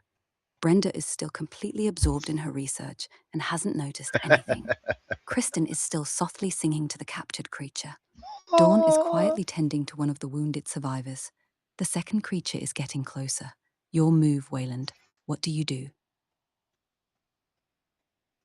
I think I call in some animals. So who are they going to? Everybody to stay behind or us? No, the whole group is in there, and I think it's near that creature that we've caged up. We're hearing more skittering, and they're all approaching. How about we do this? What does Christian know about him? The group decides to buff each other up, and I ask Kristen what she's learning about them through singing to him or it. Got it. Picking up right where we left off. The group quickly decides to buff each other up before anything else happens. Chris begins chanting softly, weaving golden threads of protective magic around everyone. Okay, cool. Andrew plants his hammer in the ground and speaks a short prayer, causing a warm, radiant light to wash over the party, strengthening your muscles and sharpening your senses. Dawn pulls out a small pouch of herbs and quickly mixes a potent enhancement salve, passing it around so everyone can dab a bit on their wrists and neck. Once the buffs are active, you turn to Kristen, who's still standing close to the cage, softly singing to the massive creature inside. What are you learning about it? You ask quietly. Kristen keeps her voice low, never breaking eye contact with the creature as she answers. It's lonely, she says, sounding surprised. It's been trapped in this building for years. It calls itself something like Kalvash in its own language. It's not just a monster, it's intelligent. It remembers when this place was still a mall full of people. It used to hide and watch them. It's scared of us, but it's also curious. It wants to know why we haven't tried to kill it yet. The creature, Kalvash, has gone almost completely still now, its many glowing eyes fixed on Kristen with an unnerving intelligence. Kristen glances at you. It's asking me something. It wants to know if we're going to hurt it. Oh, What should I tell it? The rest of the group is watching you closely, waiting for your decision. only if you're What do you edible. want to do, Wayland? Can we eat you? Are you edible? Can I stick my penis in it? All right, we're leaving Chris behind. We're gonna take this new. We're gonna replace I Chris. will build a cage and stick him in there. Leave him Yeah, behind. we're gonna replace Chris with this, whatever his name was, as our new party member. He'll run the he'll run the His he'll name run is the Harlan. yeah. No, not Harlan. This creature, Oh, yeah. the creature We Kavash. should find out if it has Kalvash. a. We should find out if it has a hive mind.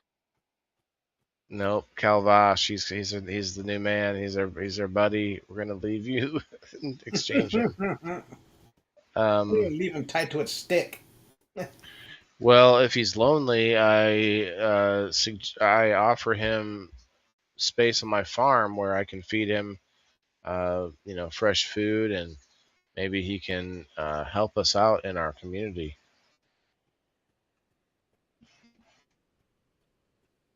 Got it. Picking up right where we left off. Why do you keep You saying step that? closer to the cage and speak clearly, letting Kristen translate your words into that strange melodic language.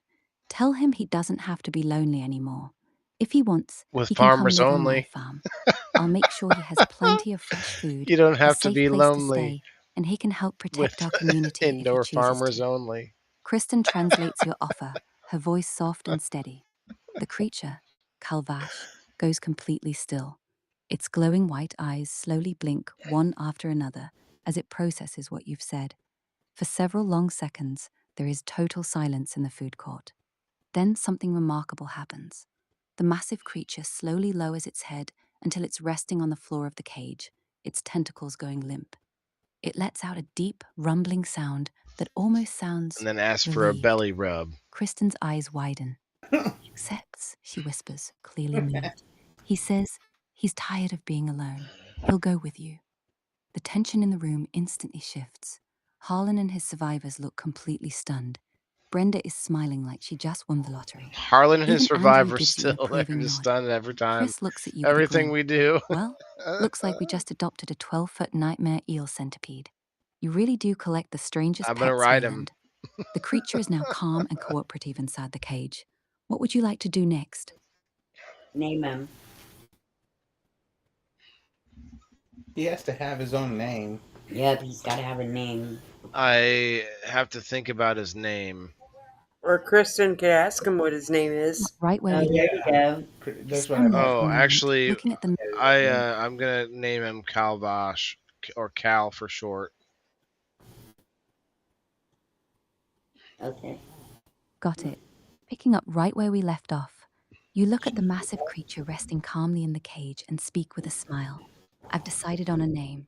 I'm going to call him Kalvash, or Cal for short. Kristen translates your words into that melodic language. The creature's many glowing eyes slowly blink in sequence. That It lets out a melodic low, language. deep rumble that almost sounds like approval. Then, to everyone's surprise, it gently taps one of its claws against the floor of the cage 3 times, almost like it's acknowledging the name. Kristen smiles softly. He likes it. He says Cal is acceptable. Chris lets out a quiet laugh, shaking his head. Only you would adopt a giant murder centipede and then give it a cute nickname. Cal it is. The newly named Cal has gone completely docile now, watching you with what almost looks like curiosity instead of aggression. The thick mucus on the outside of the cage has stopped dripping as aggressively, and the creature seems peaceful. Brenda is still studying her samples with great interest, while Andrew stands ready in case anything changes. The group is waiting on your next decision. What would you like to do now, Wayland? We gotta decide how we're gonna get this bitch back to the camp. Can we do some kind of roll to find out whether or not Brenda has found any useful information with the studies or not? Got it. Let's see what Brenda discovers. Go ahead and roll a d20 for Brenda's research check. The higher the roll, the more useful information she uncovers about Cal and that strange mucus. 3. What the I'm fuck? sorry. I think it should have been the first roll, the first She dice. rolled a 3. Brenda looks up from her makeshift lab station, clearly frustrated. She sets her tools down with a sigh and shakes her head. I'm sorry, Wayland. This sample is just too complex. With the equipment I have here, I can't make any real sense of it. The mucus keeps changing its composition while I'm studying it. Ugh. Every time I think I've found something useful, the sample mutates and I'm back to square one. She wipes her hands on a cloth, looking disappointed. I'd need much better equipment and a proper lab to get anywhere with this. Right now, all I can say for sure is that it's highly corrosive and it regenerates incredibly fast. Beyond that, I've got nothing useful. Brenda gives you an apologetic shrug. Looks like we'll have to wait until we get Cal back to the village before I can study him properly. Cal is still resting calmly in the cage, watching the group with quiet curiosity. The rest of the team is looking at you, waiting for your next move. What do you want to do now, Wayland? Well, I If think that I'm just sludge gonna. is corrosive, we need to bottle some of it in case we need it in battles and we need to, dissolve things, and we could have thrown it on that air conditioning unit. Well, corroded Brenda brings up a good point that we can still probably use the sludge or slime that it's corrosive for different purposes, and I think that I have him domesticated almost enough or trained enough that he can get out of that. We can get him out of the cage and have him just follow us back home, or possibly even ride him. Got it. Picking up right where we left off. Dude, You turn to the group can and say, say that. Brenda's right. Even if we can't fully understand the slime yet, we can still use it. Slime. It's highly corrosive, so it could be useful for breaking down tough materials or defending the village. As for Cal, I think he's calm enough now. Let's get him out of this cage and see if he'll follow us home. Maybe we can even ride him. Kristen translates your words. Cal listens carefully, then slowly rises up, his long segmented body shifting inside the cage. He gives a single deliberate nod with his tentacled head. Andrew and Chris carefully open the reinforced cage door. For a tense moment, everyone holds their breath. Cal slithers out slowly, his massive 12-foot body moving with surprising grace. He doesn't attack. Instead, he lowers his head toward you in a submissive gesture, almost like a dog showing respect to its I owner. give him a little scritchy Kristen scratch. smiles. He says he will we follow can you. make saddles and ride up on He him. seems excited to leave this place. Cal then does something Ride his unexpected. tentacle. He coils part of his body into a stable, saddle-like shape right behind his head, clearly offering you a ride. The entire group is staring in stunned silence. Harlan finally mutters, "I'll be damned." Cal is now calmly waiting for your command, ready to follow you out of the moor. What do you do, Wayland?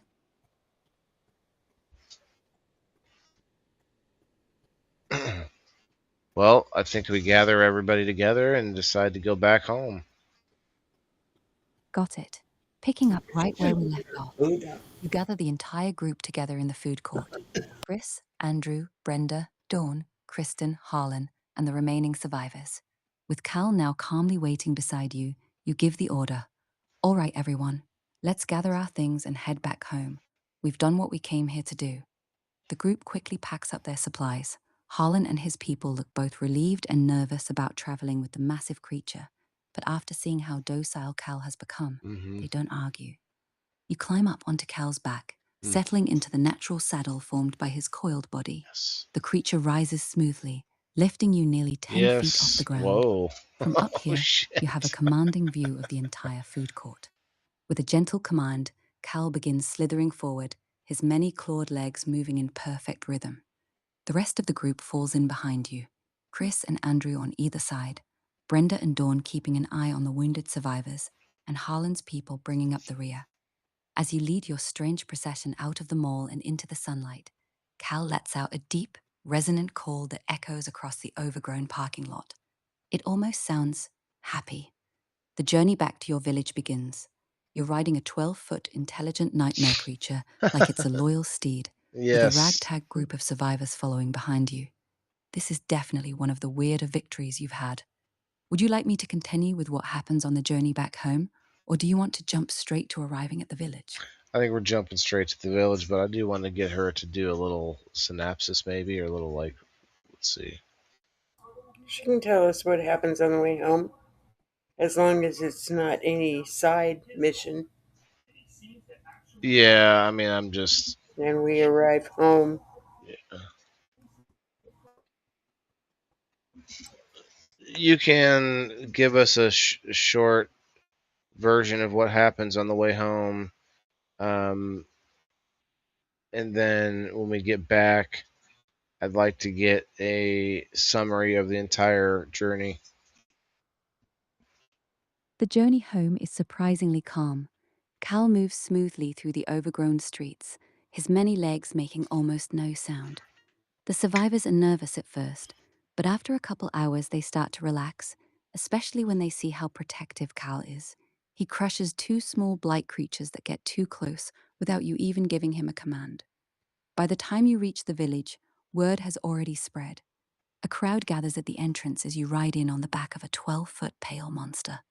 People stare in stunned silence at first, then slowly start cheering when they see the survivors you've brought back with you. Shauna meets you at the gate, arms crossed, trying not to smile. You just can't help yourself, can you? She says, looking up at Cal. First the bear, now this thing. What are you going to ride next? A dragon? Cal lowers himself so you can dismount, then curls up peacefully beside the main gate like a giant guard Hell dog. yeah. The villagers slowly start approaching, curious but cautious. You've successfully brought back a small group of survivors, a powerful new guardian for the village, and a strange corrosive slime that Brenda is already excited to study. Yay, That's the slime. summary of your journey. What would you like to do now that you're back home, Wayland? That was so cool. Smoke. Smoke.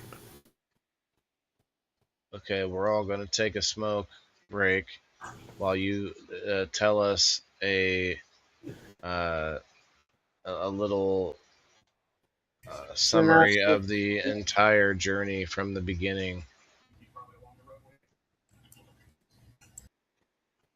All right, here's a quick summary of the whole journey so far. It all started when your village picked up a distress signal from a group of survivors holed up in an old Oh, we shopping mall. didn't. You, Chris, Andrew, Brenda, Dawn, Kristen, and Shauna headed out to investigate. Once inside Actually, the no, mall, there were two. Oh, yeah. Go ahead. Yeah, it was. Our scouts Let me got. restart the summary properly. That's You my picked up fault. a distress signal from the old shopping mall and took a team out to investigate. When you arrived, you found Harlan and a She's small skipping group of the part with survivors hiding out the in the two food court. scouts. They warned you that something dangerous was living in the So, ventilation I guess we're system. both wrong. After hearing strange scraping sounds above you, Chris shot a bolt into the vent and used his magic to get a visual. That's when you discovered there were Oh. actually two of these creatures in the mall. Your group decided to try capturing one instead of killing it. You built a reinforced cage in the food court, used Bob the monkey as bait, and successfully lured the first creature down. After a tense moment, Kristen was able to communicate with it using her aquatic magic. She learned the creature was intelligent, lonely, and had been trapped in the mall for years. You offered it a home on your farm, and it accepted. You named him Calvash, or Cal for short. While all this was happening, you noticed there was still a second creature somewhere in the building, but you chose to leave it behind and head home with Cal. You rode Cal back to the village like a giant steed, with Harlan's survivors following behind. When you arrived, the whole village came out to see the massive creature you brought home. That's the full journey so far. Want me to keep going with what happens next back at the village? No, I think we're done. It's I think that'll fireworks. be done for this week. Thank you. Fireworks. Every night What's at that? 10 o'clock, they're setting off fireworks because it's a state Glad you fair. enjoyed it. We can pick up the story again. No. All right. That was it. I'm spent, you guys. You right? That was cool. Yeah, Same. Fun.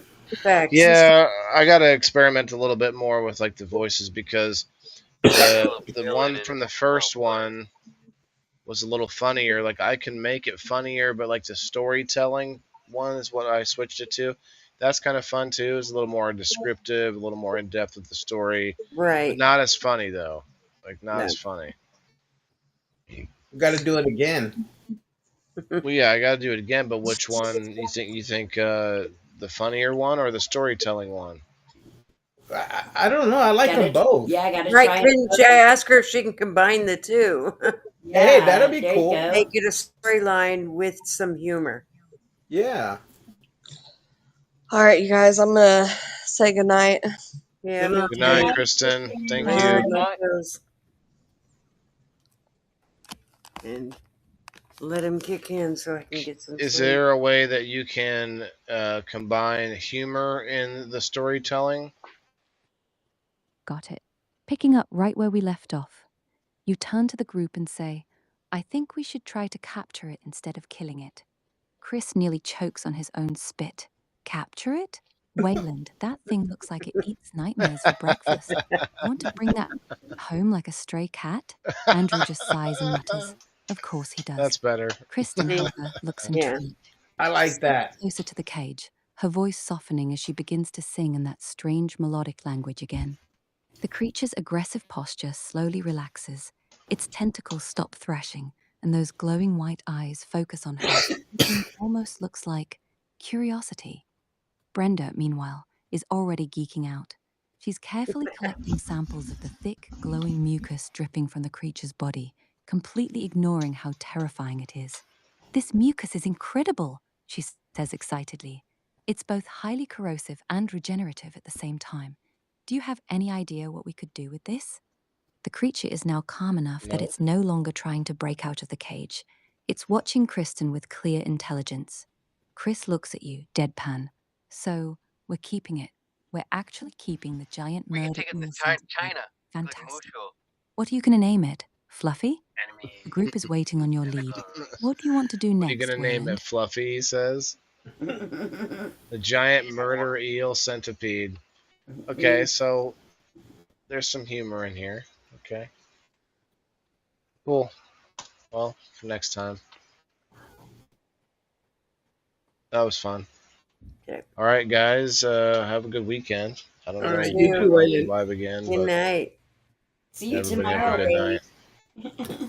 Oh yeah, I'll be live tomorrow on Are You Smarter Than Stoner? I'll probably go live on mine too and just share it in. Yeah, I couldn't do it this week because I have a birthday party to go to at 6. What I'm like, damn, because he messaged me and I was like, oh shit, I would. But, Well, I'll have fun. yeah. Yeah, I mean, definitely all the people that play on game night would probably like to play there. So yeah, come and see us tomorrow night.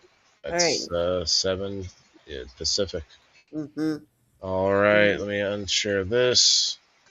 Good night, That better everybody. be I'm ready. tired. I'm drop kicking and giving out noogies. Good night, Andrew. Good night, Don. Thank you. Good night, Chris. Good night, everybody. Hit the like button on the way out if you haven't done so already. Thank you for all the stars tonight. Everybody who donated, thank you very much. And we will see you next time. I'm not sure. I think I'll go live with the Are You Smarter Than a Stoner and just share it in to get in on the Rumble and everything. But yeah, see you there. Peace. Remember, everybody's got to eat. Good night, Chris. Good night, everybody. All right. Later. Peace.